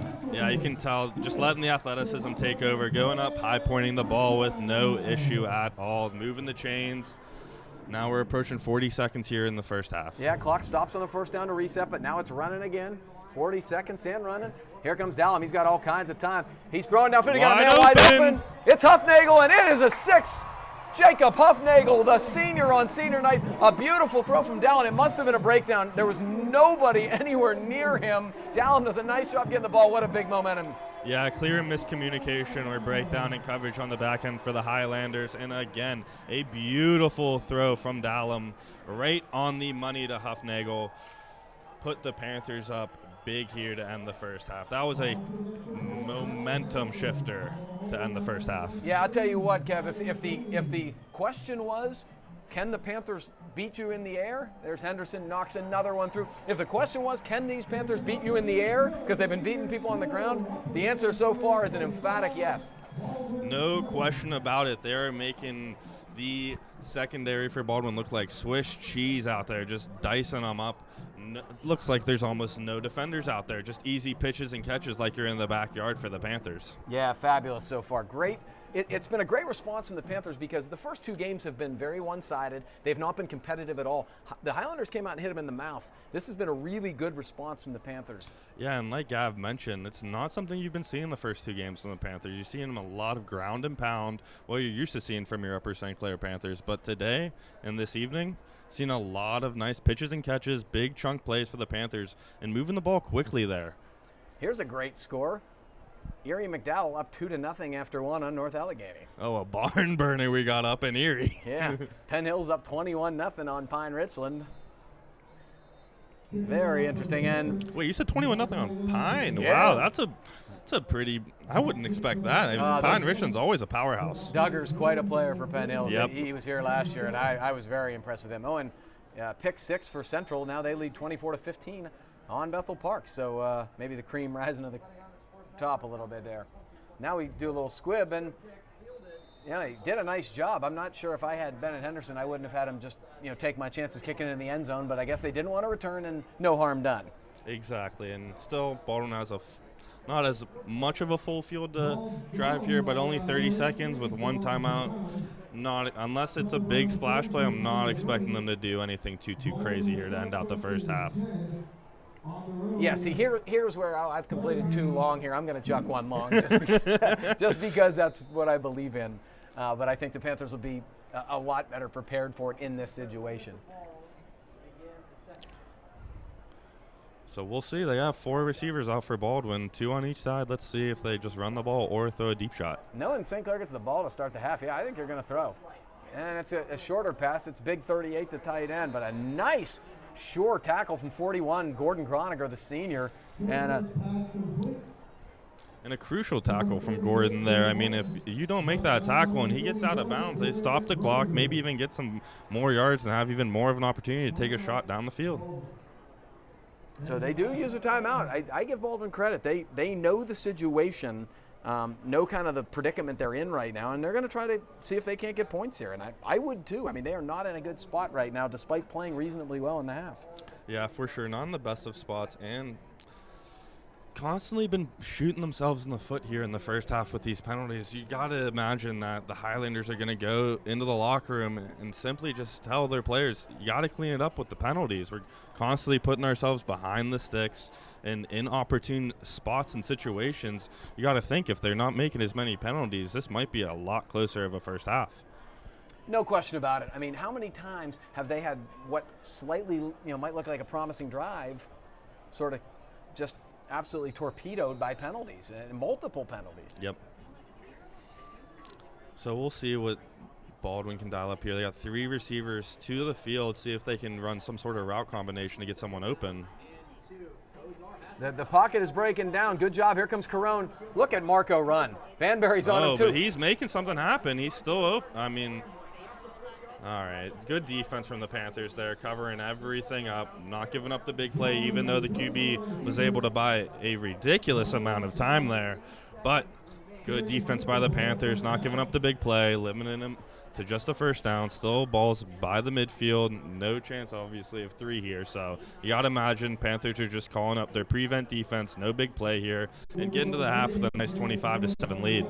I'll tell you what, you called it. You got to give tremendous credit. I mean, that showed some unbelievable elusiveness. We've seen Kozar throw the ball reasonably well, but that was some tremendous athleticism. I mean, those are linemen, but both Vanberry and Carone are very athletic linemen, as he has. Yeah, that reminded me of some blast from the past, some Pat McShane and Petey Coughlin type style QBing there. Yeah, Coughlin's been he's been a color guy. I would love to have Coughlin again. Scrambling, there's a lot of flags. Ivory Travers does a nice job pursuing from the backside. So unless this is a defensive penalty, that is going to be the end of the half. Brought down by number 11, Ivory Travers. Multiple flags on play offense. And it is a penalty on the offense, so that will be the end of the half as the Panthers are up 25-7 on the Highlanders. And you got to love what you see from the Panthers. I mean, giving up one big play, but other than that, pretty stout on defense and on offense, moving the ball in unconventional ways, what you'd think seeing it here in the first half. A lot of passes, not a lot of running. Yeah, and I think having a game like this that's been a little bit more competitive, not quite as, you're just not rolling somebody right away. You knew it wasn't going to be lopsided. The response from the Panthers I really liked. So we will take a break and let the band do their thing. It is the Panthers 25, the Highlanders 7 at halftime. The Baldwin Highlander Marching Band is proud to present their 2022 show titled Risen from Darkness. This show is inspired by Gotham's very own vigilante superhero, with music inspired by and creatively arranged by Alex Bode, from the themes from Batman, Batman Begins, and The Dark Knight Rises. The band is under the field direction of drum majors Nolan Dowling, Alyssa Holby, and Anna Schmidt.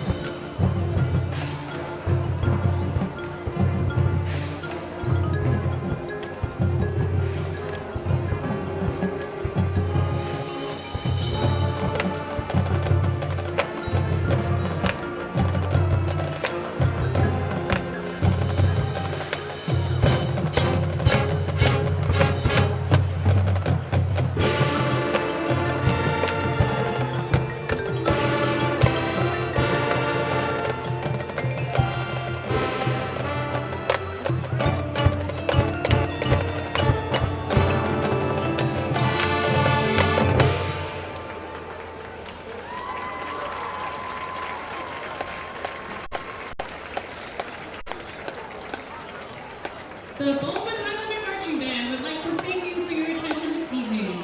The band, under the direction of Band Director Marissa Virgin and Assistant Director Clarissa Budd. We hope you will join us on September 17th in Baldwin as the band hosts a Pennsylvania Interscholastic Marching Band Association competition. Thank you. Let's give it up once more to the Baldwin High School Marching Band. Ladies and gentlemen, let's welcome to the field the pride of Upper St. Clair, the Upper St. Clair High School Panther Marching Band.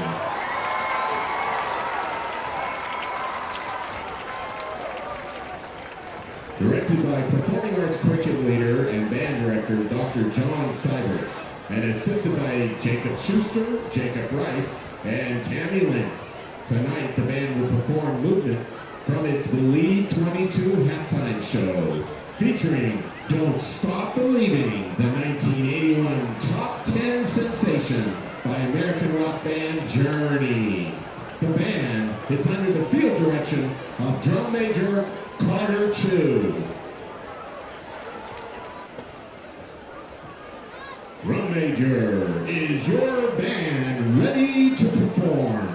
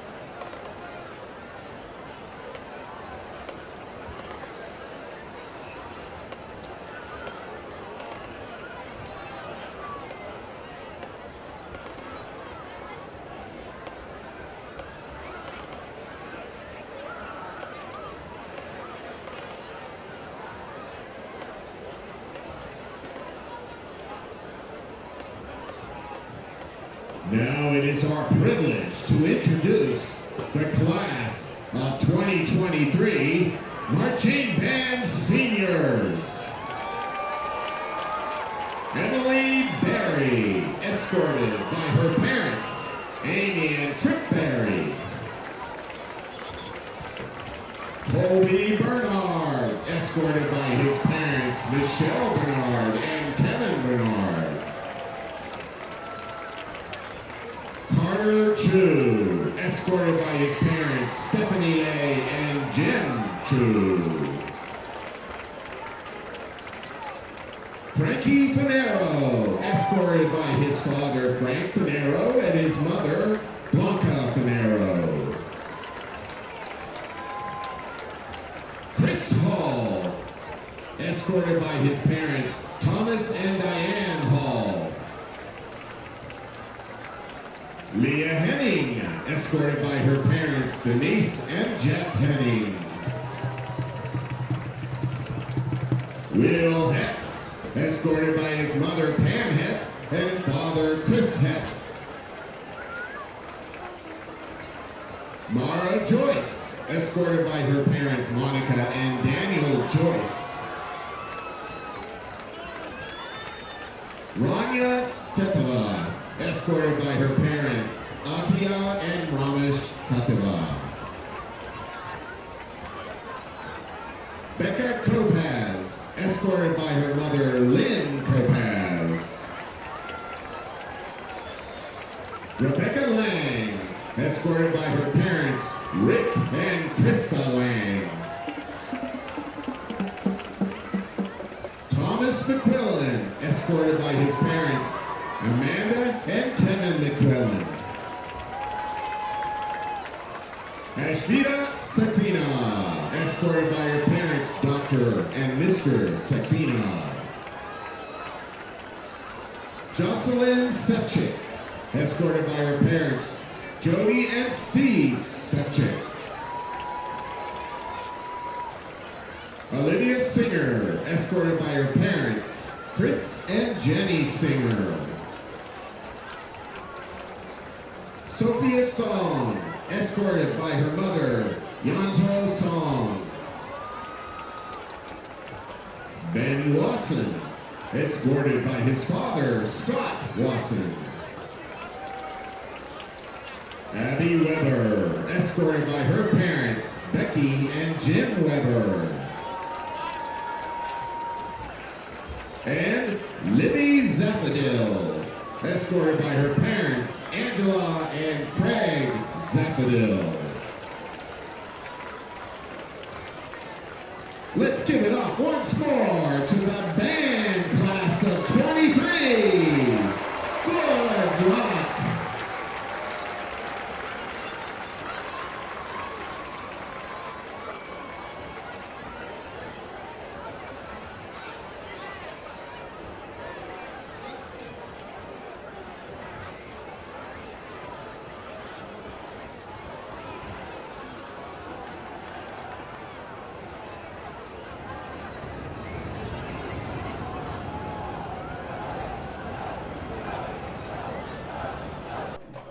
All right, we're back again here with as halftime is winding down. Beautiful senior night festivities here for the band as well. Paul Fox still leading the way for the Pride of Upper St. Clair, and the Pride of Upper St. Clair came out big time in the second quarter there. That score went from 7-7 to 25-7 very fast. Some great momentum shift from the Panthers. What did you see there in the second quarter? What did you see that you thought was a difference? Yeah, I thought the development of the passing game for the Panthers definitely was the biggest standout point during the second quarter. Able to get those big chunk plays, move the ball down the field, and again, I'm going to bring it up, special teams for the Panthers. Constantly being on the plus side of the field, if not midfield, and constantly putting Baldwin back inside their 20-yard line, basically to start every possession. And that's crucial here in high school football because the field position game does add up. Yeah, third of the game, as Coach Chunk likes to say. Got to give a shout out to my beloved mother who She always has good things to say about me because she has to, but she had great things to say about my color guy here. In case you are just tuning in, Kevin Christis is joining us as our color guy, class of 2016, a Case Western football player, currently working at First National Bank in their capital markets team. Kevin, it's one of these situations now where the Panthers get the ball first, as you mentioned several times.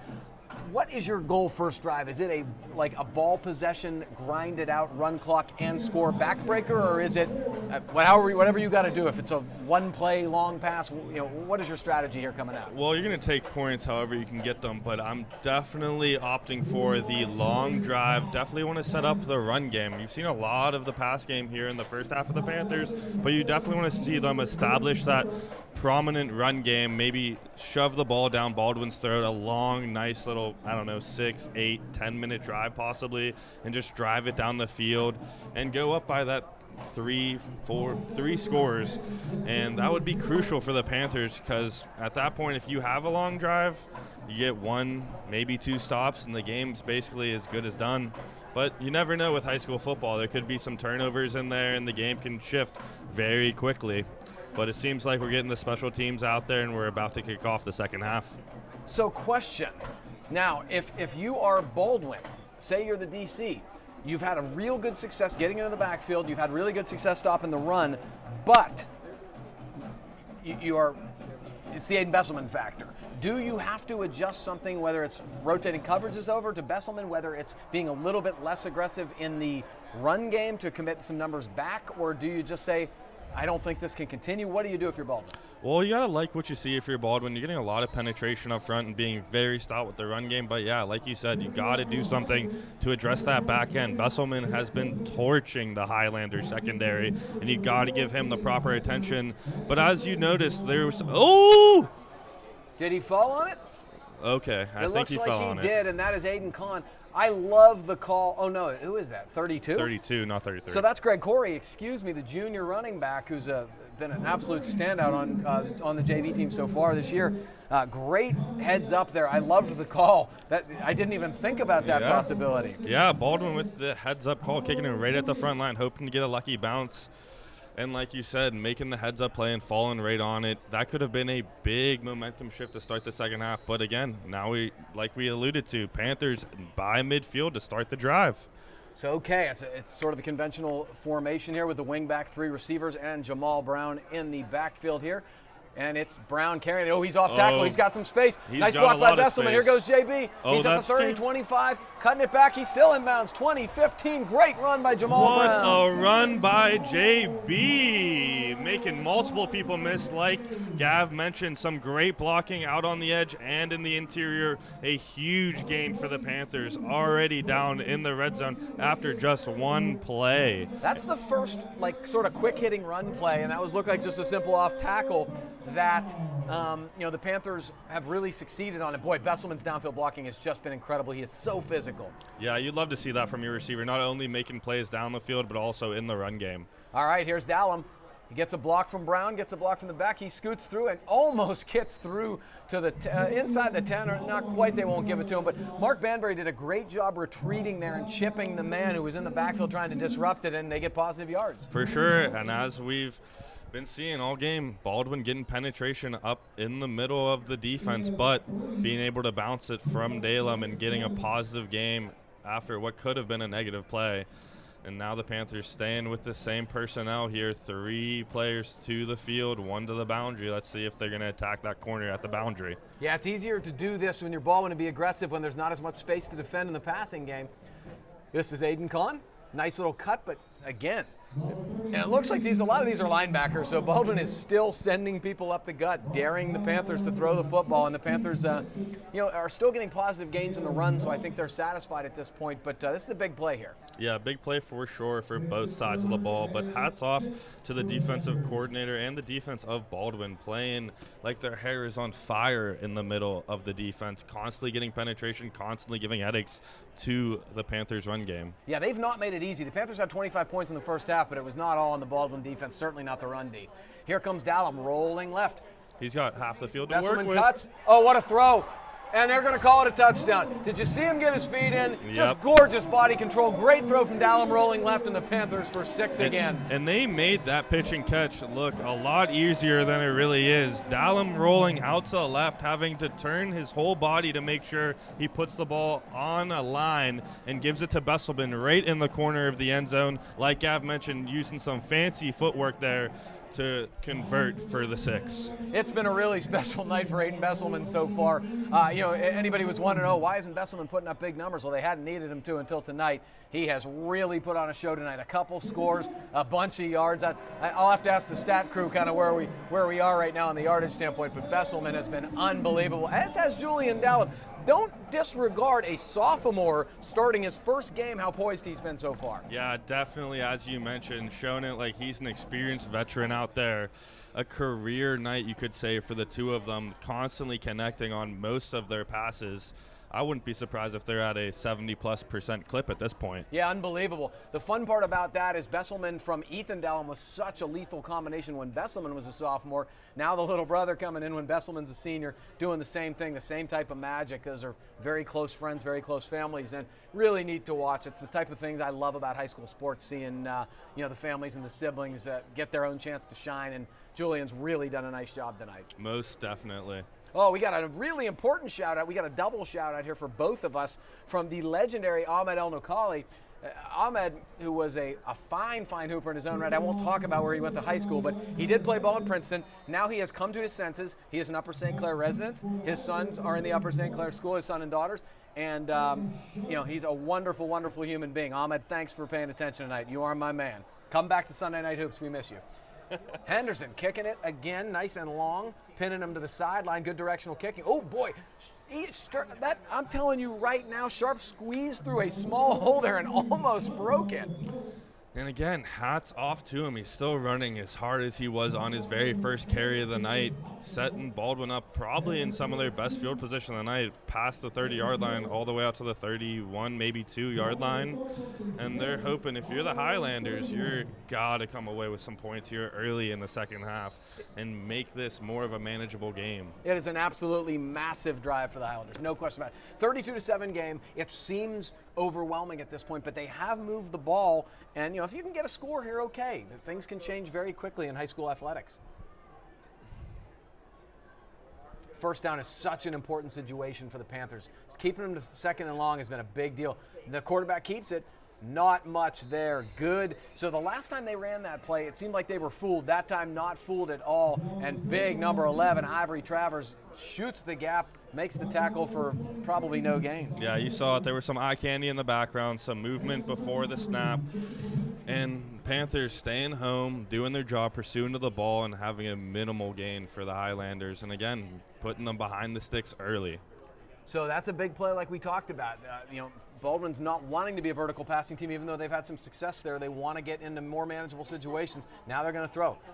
They're going to throw the long pass to the left. Good throw. Oh, boy, is that a great tackle by Gordon Groniger, number 41. He came in like a shotgun, limiting him. Because that's their big tight end, Martin. He limited him to 5 yards there just by really good form tackling. Yeah, you wouldn't even know that was a tight end out there, the way he handled that guy out on the edge to a minimal gain after the catch. And now, but if you're Baldwin, they're in a third and manageable situation, and you got to think this has to be 4-down territory, being down 4 scores. Yeah, I think it probably is. And if you're the Panthers, you want to try to get a sack here and make that decision really difficult. And I don't think the Panthers have had a sack yet, so hey. They give it to Sharp again. Oh, great stuff. Was that Ivory again? Yes, it was. Ivory Travers in the backfield. So that they really have gotten a little bit aggressive with the linebackers. And Ivory Travers is just so athletic, but a sure tackle there on Sharp before he could get going. Yeah, great play there by Ivory. Shot out of a cannon, got into the backfield quickly, got around all the pulling blockers, and made the play in the backfield for a negative game, pretty much forcing Baldwin's hand into a punt in this situation. Yeah, it's been a really special night for the seniors, and you love to have big performances on senior night, and that's what you're seeing. Low snap. He fell to – so I think they had a dead ball situation in terms of a pre-snap penalty, but one thing you have to watch on those bad snaps, when the punter goes down to one knee to field it, you got to be careful. I think that's what happened here is there was no penalty. It's that they're calling the punter down, fielding the ball, which is a huge shift in field position. Again, special teams playing a factor here. So that's what the whistle was. Okay, Yes. his right knee was down when he fielded the punt. I thought the play was blown dead before that. I guess they did wait. So, boy, Baldwin has really shot themselves in the foot with some critical mistakes. That's another one. Their snapping game has been very, very subpar, and now the Panthers can go for the kill shot here. Yeah, special teams and penalties definitely what's causing Baldwin to constantly be playing behind the 8 ball here tonight. But, again, Panthers in prime field possession here for this drive. It's Jamal again. It's the same play that worked last time. Great, Moorhead with a good block in the corner. And he's gonna score. What a run! Oh, that is JB on the run there. That was some. Oh, there's some flags after the play. You don't like to see that, but Panthers staying away, not getting involved. But holy cow, what a run by Jamal Brown!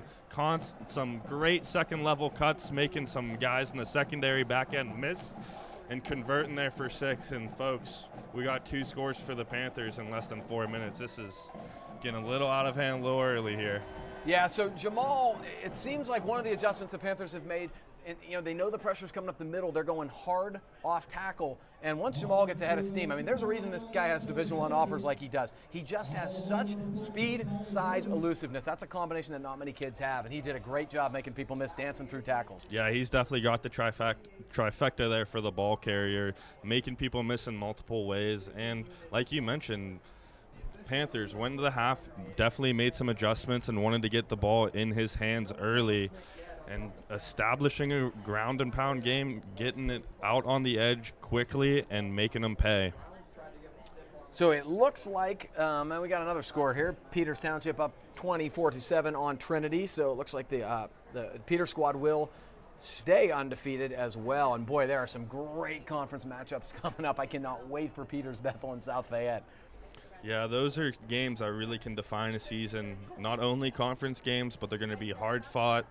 And they're going to be tough-nosed teams, well-coached teams. They're going to come down probably to the final quarter, final drives, final plays, as we've seen here in the past with the Upper St. Clair football team. So excited for the weeks to come for the Panthers. Yeah, 13-6. South Fayette still leads Montour. They look like they're having a little bit of trouble on the offensive side of the ball tonight, but, South Fayette will be there. They are extremely well coached every year by Coach Rossi, and these are just. This speaks such volumes to the Panther team in terms of their character to come out. They were in a real dogfight early in the game, and they have pulled away and just executed beautifully from the second quarter on. Yeah, no doubt about that.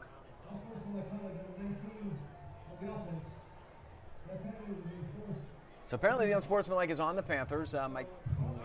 Tough to know exactly what happened. Probably some woofing, but yeah, probably just some extracurricular, unnecessary activity. But nonetheless, score still counts, and extra point is about to be underway.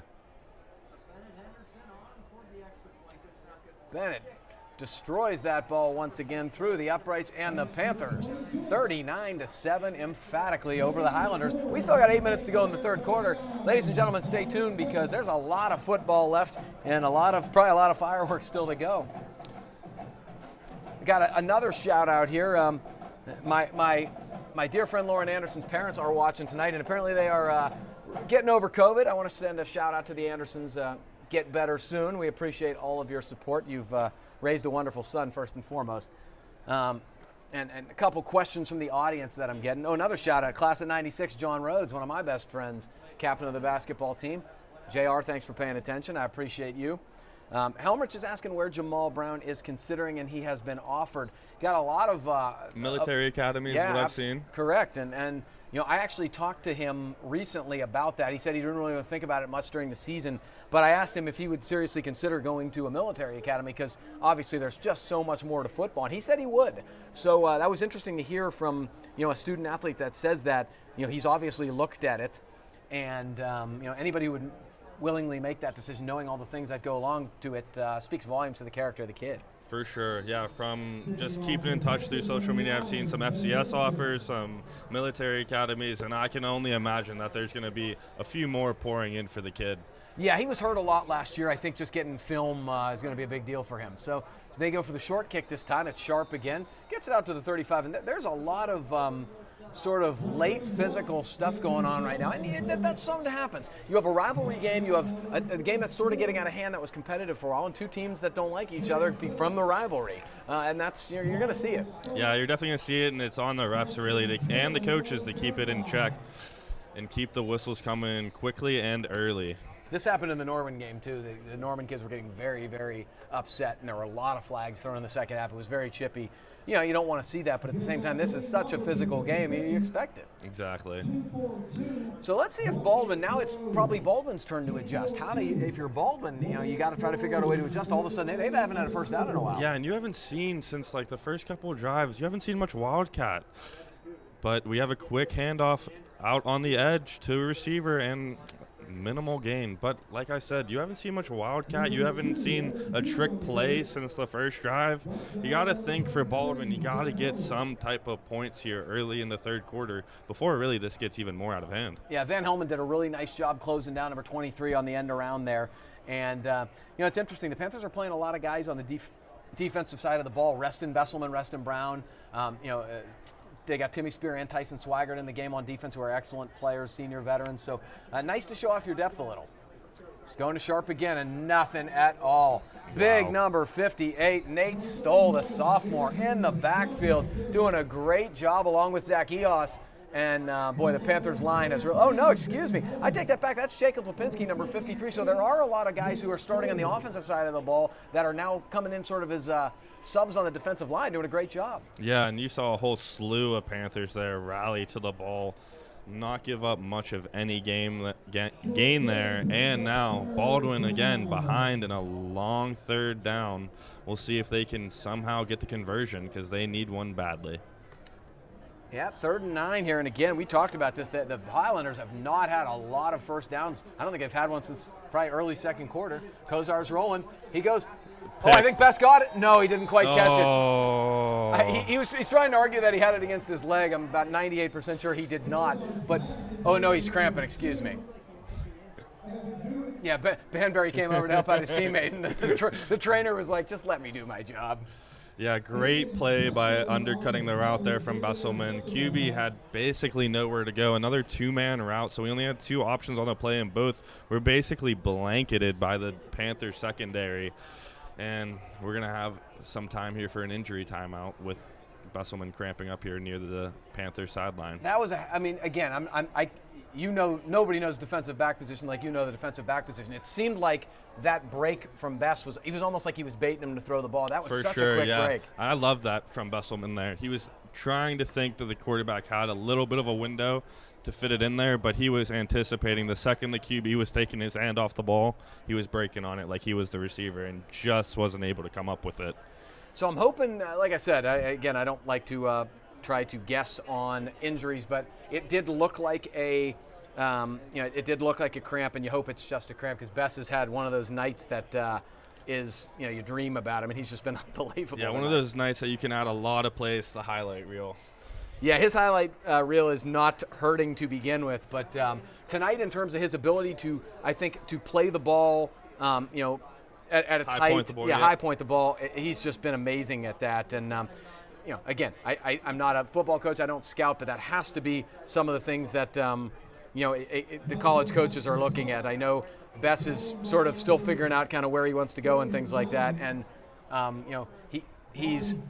his education is so helpful in terms of his grades and academics. He's like a 4.7 student. I know Ivy League's a thought, but he may be able to play at a high level, a higher level than that. Yeah, and that's amazing to hear. You know that sometimes kids don't have the greatest of grades that can really hold them back, but when a person can excel not only on the football field but in the classroom as well and use both to their advantage, it's a great thing to have. Yeah, Bess is a dynamite kid. I've coached him.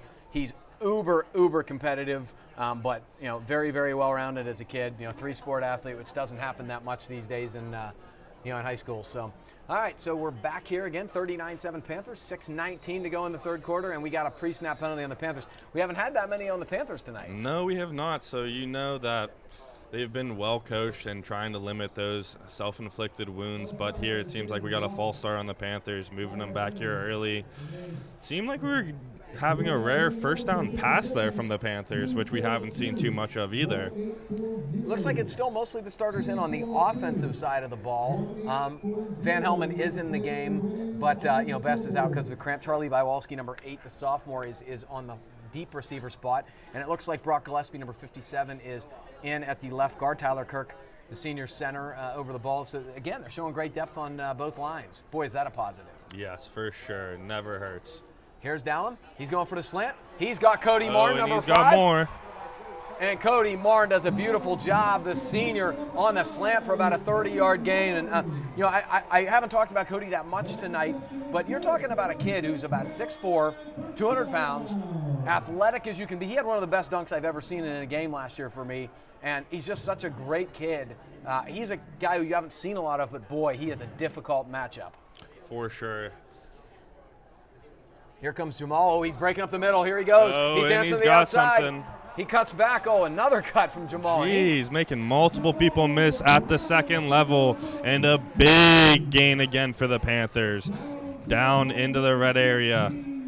So, Kev, do you think this is a case of the Baldwin defense has just been on the field way too much since the second quarter? No question about it. Fatigue is definitely setting in. You can see a lot of players having a hand on their hips, and you can also tell that just having these big chunk plays for the Panthers is definitely helping them out. It's getting Baldwin tired. They're probably having miscommunications, and they're trying to strike again.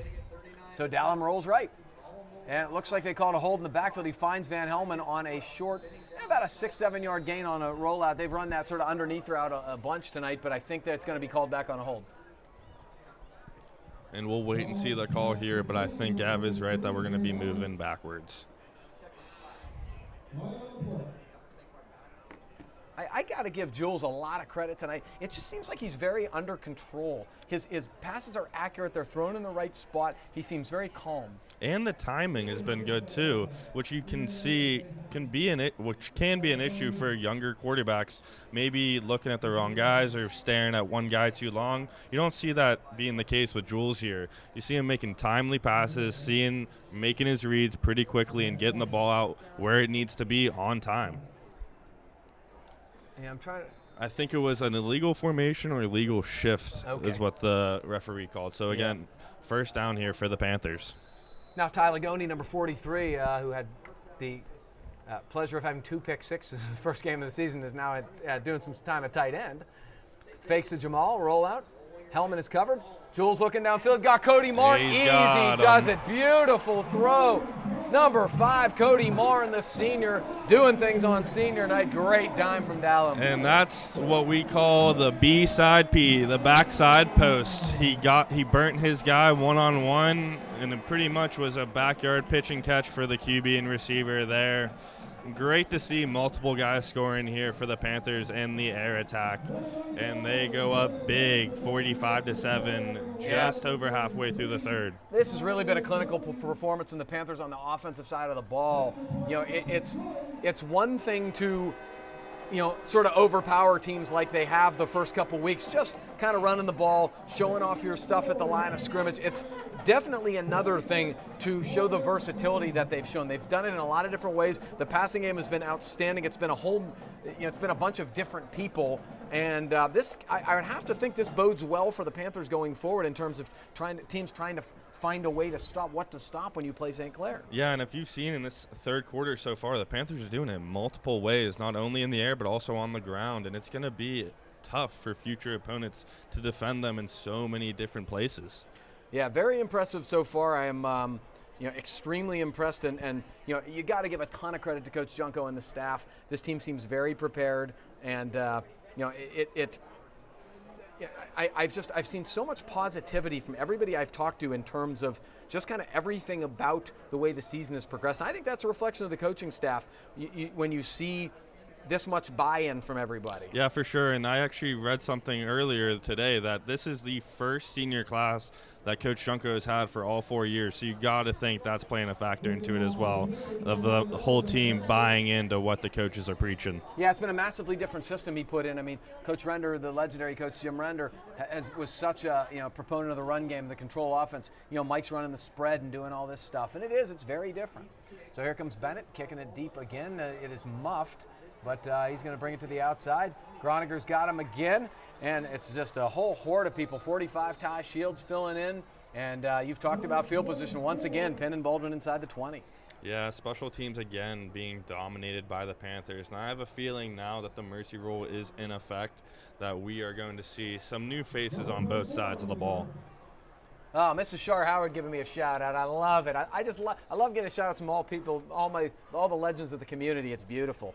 Speaking of legends of the community, we got a couple here tonight I want to give a shout out to. Glenn Ward is back on the control panel here. He was one of the reasons I got started in broadcasting when I used to do campus news when I was a senior. He's an Upper St. Clair Hall of Famer. I also got to see Mr. Ed Callahan over there, one of the great teachers I ever had, also instrumental in my career, as well as the USC Academic Hall of Fame. Just one of the best guys around. Mr. Cal, I love you. All right, so here comes Baldwin, and Sharp is still running really hard, breaking at least 3, 4, 5 tackles to get the first down. You got to take it with a grain of salt, though. You got to imagine you got a lot of guys who honestly will probably be playing tomorrow in the JV game at this point. You don't want any big-name players getting hurt in a game like this. Yeah, and if I'm the coaching staff, I make that a teaching point. This is a big, strong, physical kid. You got to wrap up, and you got to have the good fundamentals. You're right. This is a lot of the second-team defenders in the game, but you're one injury away from getting a lot of love. So exactly. Get them time when you can give them time. Yeah, which has been all 3 games so far. They've been very fortunate. Another quarterback keeper, much better job that time. That's it looks like Tyler Goney, number 43. Who's more of a starter at the outside linebacker spot, doing a really nice job on the tackle. And it also, trying to figure out who that is. Is that 82? I can't. If that's 82, it's listed as Laborio Mamana. It looks like he might be at that outside. Yeah, it is 82. Okay. That's the first time I've seen him this year. Did a nice job stringing that play out. So for a gain only 2. All right. Martin in motion, back to the left. This is Sharp again. He's going to go off tackle. Boy, nice job on the outside of the line, holding up the point of attack. I'm trying to see who that was. Looks like 53. That's Jacob Lipinski. Again, he and number 57, Brock Gillespie, did a really nice job holding up at the point of attack and stopping Sharp from getting anything really going forward. Yeah, and you got to love to see this if you're the defensive coordinator for the Panthers. You got a lot of guys who are probably trying to fight for some more playing time out there, going up against a lot of starters for Baldwin and playing stout defense there, and nice gang tackle from the Panthers. This is what I love about football, because this stuff, it's all on film. You're going to be graded. This is all. It doesn't matter who's in and what in one situation. It's all on film. You're going to see this, and it's going to. Oh, here comes Chambers. Ooh. Oh, he crushed him. The ball's picked up. Got to get him. Sharp wow, again. They actually got almost no gain there, but boy, the quarterback got absolutely smashed by Mason Chambers, number 25, the backup tailback, and wow, was that a hard hit. Yeah, like you were mentioning, a lot of guys getting on film when they usually don't get opportunities, and this can be opportunities for them to kind of get some film out there, maybe some juniors who are trying to get some college attention, getting some good film.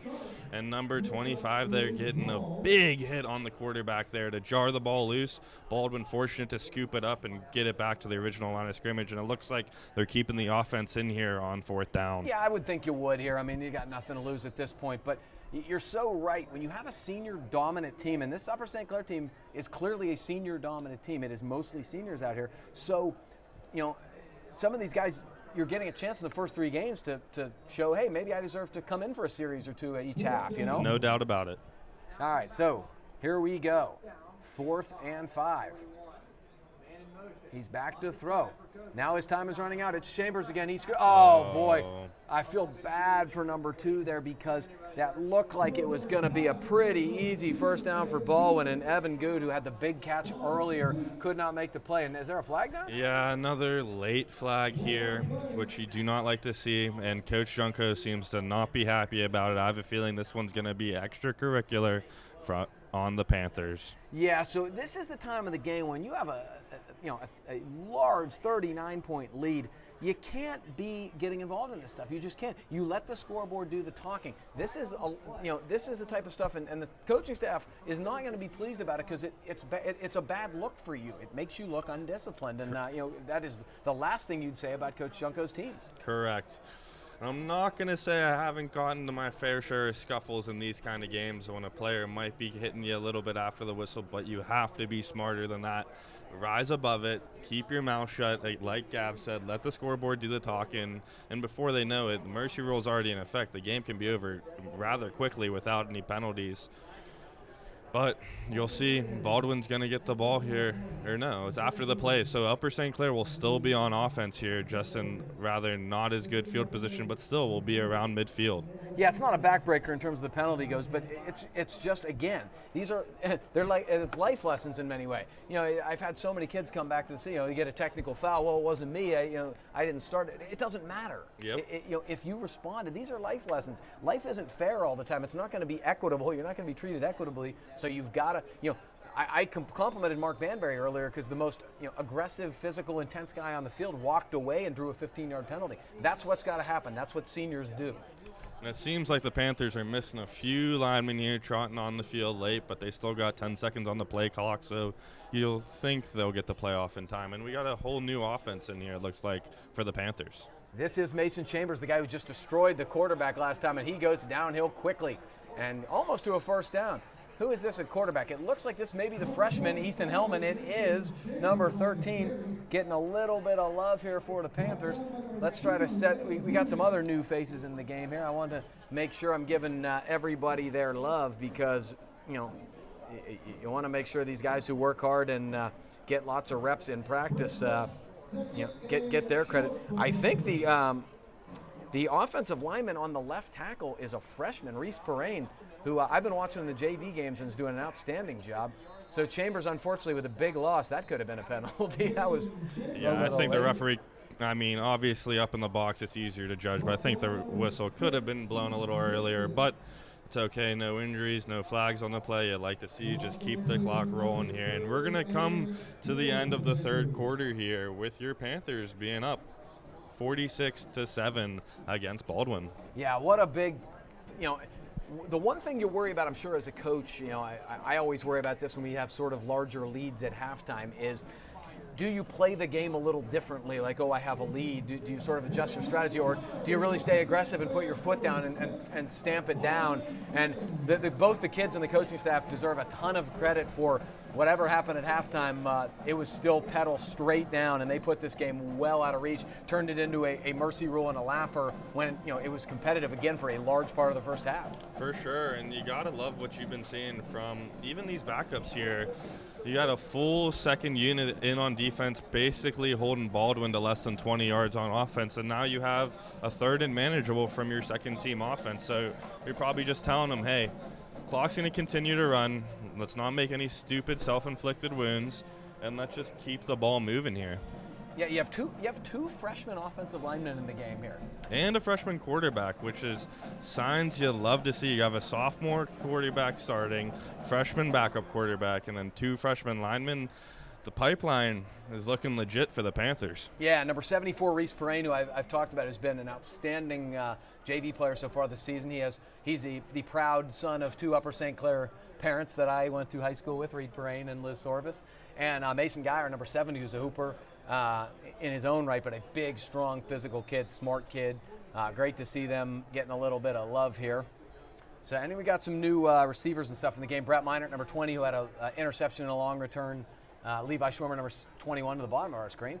It's a short pass, and Hellman gets it out quickly. This is big Ty Shields, and Ty Shields rumbles for about 20 yards. Ty Shields is your rare guy who can play nose tackle. He played some last week. Linebacker, that's his more usual position, and tight end. He's athletic enough but strong enough in his lower half to do all those things. Yeah, and you love to see that from your second unit on a big third down conversion, keeping the ball movement into Baldwin territory and moving rather quickly with it.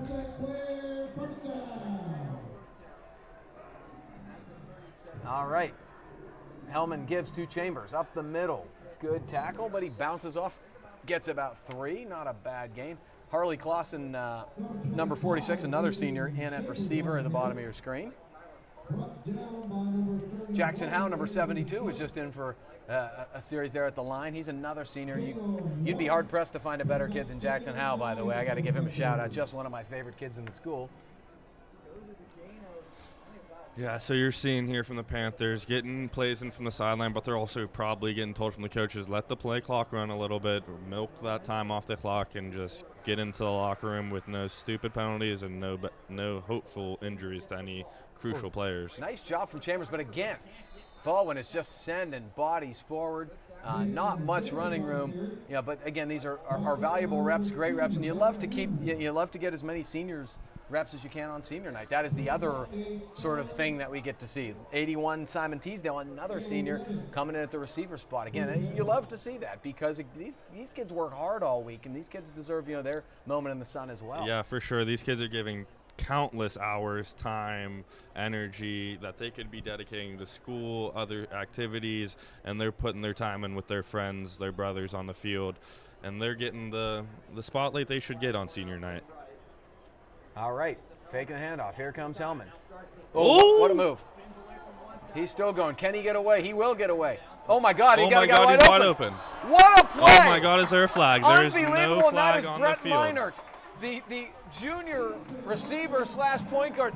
Ethan Hellman, what a magic play. He scrambled away from about 3 guys. I thought he was dead, and he still somehow had the presence of mind to look down the field to see a wide open guy and throws an absolute dime for a touchdown to Minor. You're telling me he's a freshman? Holy cow, the poise to be able to not only slip away from multiple defenders, but the presence of mind to deliver a ball right on the chest to Minor down the field for another 6 and now 7 points for the Panthers. So I was at the scrimmage, and again, I have to preface everything with saying I am not a football coach, I am not a scout or anything like that, but Ethan Hellman was unbelievable in the scrimmage. I was so wowed by a 9th grader, the way he threw the ball accurately on the run. His poise was incredible. Now, I've been watching this kid play hoops for many years, and he is outrageously tough and competitive. That's fine. A lot of kids are outrageously tough and competitive, but the way he kept his eyes downfield there and had, usually when you have big guys running at you, you're staring at the big guys. All you're trying to do is just get away. He still had his eyes down the field, and then he threw a strike. That was just an incredible play. That was a beautiful play. I mean, from a kid who's not getting too many reps in each and every week, and to have the presence of mind to deliver a strike after avoiding all of those defenders with the pressure on him, that was a second unit there for the Panthers that not only drove the ball downfield, but ended it with an exclamation point from the quarterback. Yeah, I love that kid. I cannot wait to coach him in hoops, but he just has a bright future here. You have a sophomore and a freshman quarterback with this type of ability. These are not seniors you're seeing at the quarterback spot tonight. You're seeing a sophomore and a freshman absolutely put up numbers. Yeah, and you got to love what you see here if you're Coach Junko. I mean, you got the whole second unit in on both sides of the ball, and they're still playing obviously as tough as ever and honestly dominating just like the first unit did. Yeah, I mean, second and third string, again, have been excellent. I've been to most of the JV games, and they've looked great in the JV games. I mean, they've played very, very well. They've won both their JV games. Yeah, I know when I was still in the program, we had a long multi-year winning streak for our JV program, and we took every game like it was the Super Bowl. We really wanted to. Oh, it seems like he's running it out. I thought they were blowing this dead as a touchback, but he's still alive, going, and gets all the way. Oh, he reverses the field for a third time, and he's going to be down by the 15. But like I was saying, we pride ourselves, USC football, in every JV game, because not only are those valuable reps, but you want to win the game. Winning matters in those games. It makes you feel better after not only spending the whole night possibly on the sideline Friday night, have to wake up early for a Saturday game, and hopefully you want to go out there and dominate just like you guys did the night before. Well, absolutely. I coached, I think it was either the last or the second to last year I coached JV basketball. We went undefeated, and that team was the core of a team that won the Whitfield Championship and almost won states 2 years later. So winning does breed winning. There is no question about that. And I think you see a lot of that, at the JV level. Kids grow up together and they're just used to winning. So all right, Panthers again. Reese Brain in a nose tackle here, which is outstanding to see the freshman here. They're running the ball up the middle. Get a little bit of a gain. Number 44, Cam Phillips, comes up and lays the boom here. Sticks a nice hit and you get about 5. Another freshman on the field here, number 24, Bryce Jones. That's a name you're going to be hearing a lot of. Bryce Jones is small, but man, can he run. Super fast. Yeah, something you cannot teach or coach is speed. When you're given that God-given ability of speed, it can be used as a weapon on the football field. And with approaching the 8-minute mark here in the fourth quarter, the Baldwin Highlanders have a 2nd and 5 coming up. Yeah, some other backups in the game. Greg Corey, the junior, who's been outstanding in the JV. Hunter Schreck, 35, a senior, who's been a veteran who's played a lot for the Panthers, also an excellent baseball player in the game in the middle. Little pre-snap movement here. Again, the quarterback's going to take off. He's going to run. He's going to slide. He's going to get down, and it's going to be looks like I don't think he quite got it from where, because it's where you start your slide, but there's a flag down anyway. I wasn't sure who committed the pre-snap foul. Yeah, I'm going to guess it's either offsides or some sort of illegal formation here. We'll see what the referee calls. Yep, illegal formation. So we're going to imagine the Panthers are going to accept that, put them in second down. Well, we'll see. Well, you want to keep getting your reps in for those guys, and so, you know, well. Yep, they're going to accept it, push them back to 2nd and long.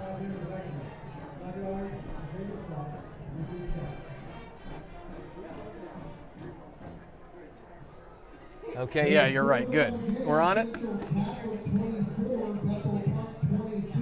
Ooh, Central 24, Bethel 22. Wow, that sounds like an absolute barn burner there. Those are 2 excellent football teams. And that's a big statement from Bethel Park, a conference rival going up against Central Catholic, one of the powerhouses in the WPIAL. To be able to hang with them and have a 2-point game late in the game is a big statement from Bethel. Yeah, absolutely. They've played Lebo and Central in a row. They've played the 2 6A schools, so you know, they're going to be certainly ready for anything 5A has to offer with those sort of competition. Here comes handoff to Sharp again through the middle, breaks another tackle. Good tackle up from the secondary from number 20, Brett Meinert, but not before Sharp has, looks like he's just short of a first down, I think. Unfortunately, I do see some laundry on the field again. Another flag, huh? Oh, there is in the backfield. I don't know, was the guy not in line of scrimmage again? We will see. The referees are chit-chatting a little bit. We'll see what the call is, but you got to think for Baldwin, something to take away from this game. You got to clean up the penalties. There's been almost a penalty, I'd say, every 4 plays for the Highlanders, and you can just not be doing that. You can't be establishing any sort of momentum if you're constantly moving in the wrong direction. Absolutely. No foul. Oh, no foul. Waving it off. Okay, first down for the Highlanders. 3rd and short.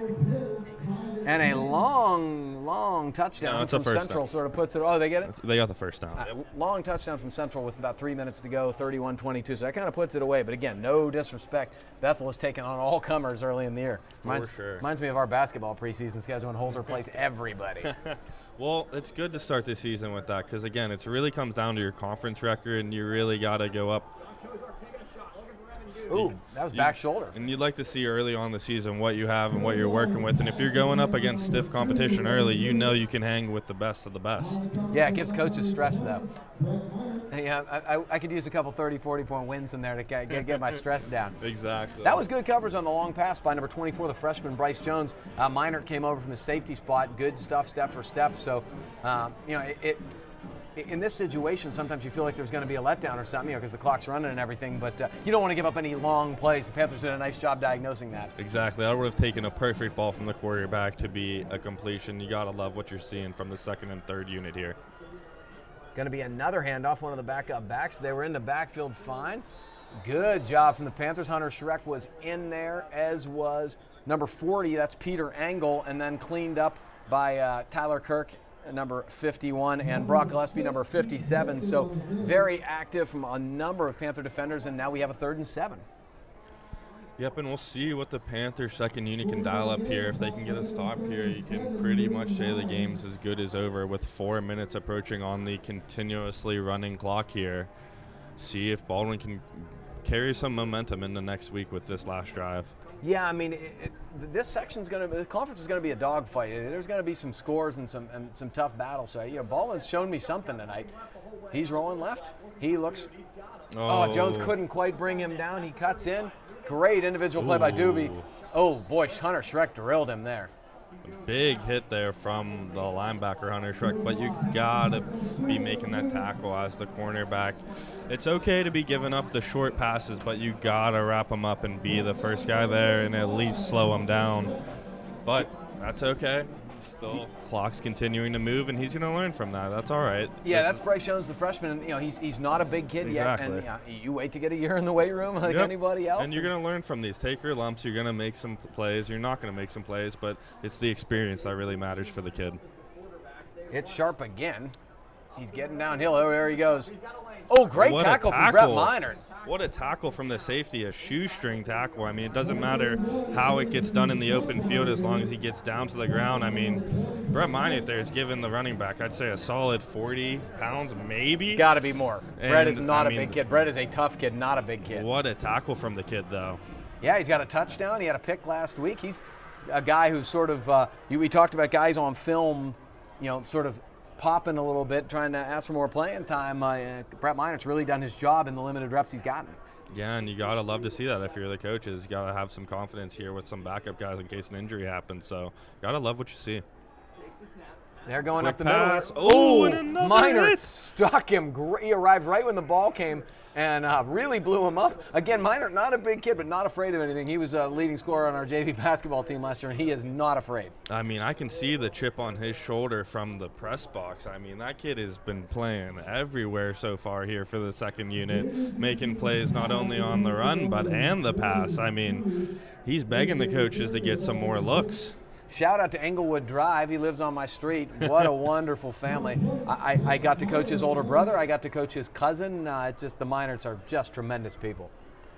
All right. Second down and 10. Clock under 2 minutes. Team, they hand it off. Sharp again. He is just so strong. Every time he gets any sort of momentum, you just wonder who the heck's going to tackle him. Exactly, and it's not going to be probably any one individual that's bringing him down. You got to have a whole gang of slew of Panthers to try to bring him down with some forward momentum rolling. But we are approaching the minute mark here in the fourth quarter, so I think the Panthers are just trying to keep a couple more plays in front of them and just wrap this game on up. Yeah, I mean, what you don't want to do, and it doesn't matter in the grand scheme of things, but you just don't want to give them a touchdown here. You want to, this to be a thorough, dominant performance after the first quarter, which it clearly has been to this point. Quarterback off tackle.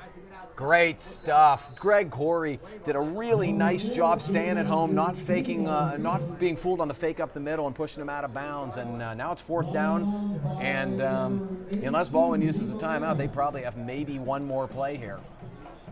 Yeah, one, maybe two plays here for the Highlanders. And if you're the Panthers, you got to love what you see. Didn't love how the game started after that first drive, but ever since those first couple drives, it's been a dominant performance from the Panthers. Absolutely.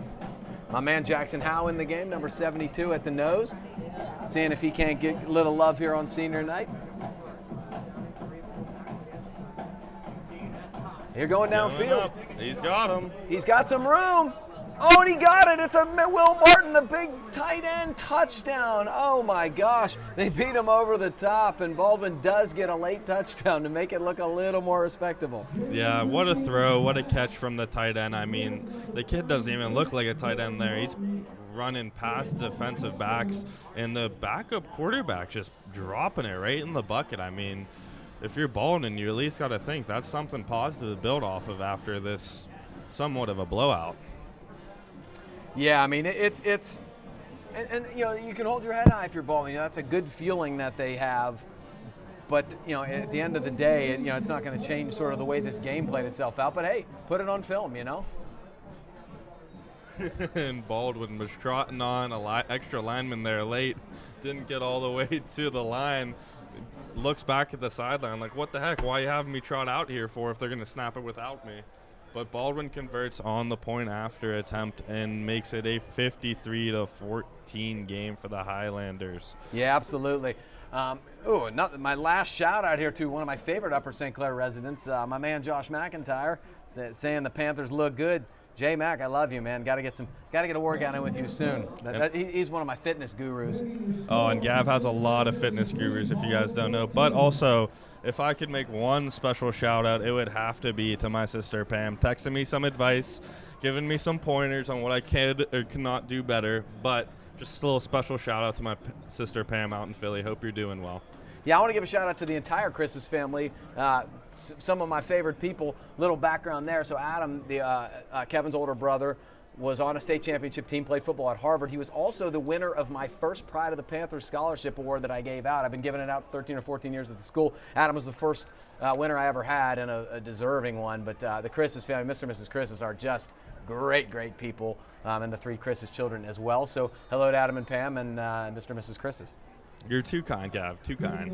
Now, I'm blessed. This township, I mean, I don't speak. I exaggerate some, but I just love these people. They've been so good to me. So we got a short kick here. Is Ty Shields, my man, going to get a chance to return this big, strong dude? It seems like any chance he can get, he just wants to run someone over when the ball's in his hand. He is a big physical kid, so I guess that's going to be it. So the final score is going to be the Upper St. Clair Panthers 53, the Baldwin Highlanders 14. Kev, what's your takeaway from this? Obviously, there was kind of a lot happening tonight, but what would be your takeaway? I'd say my main takeaway would be the Panthers' offense being able to not only run the ball, but really run and gun with the ball tonight. They were pretty evident that they were dominating down the field, having some big splash plays, but also what's pretty evident was the game wasn't over when they came out of the locker room. The Panthers came and dominated the third quarter and really put this game to bed, and you gotta love to see that if you're Coach Junko and staff, knowing that the kids could have probably taken it easy, maybe made the game, like if they sat back and let the game kind of unfold, and Baldwin could have made a statement and came back, but Panthers put it to bed pretty quick, and you gotta love to see it if you're the coaches. Well, I want to say a special thank you to Kevin Chris's. I really enjoyed having you. Fabulous job. It never ceases to amaze me how impressive our young alums are. They come back and just do a seamless transition.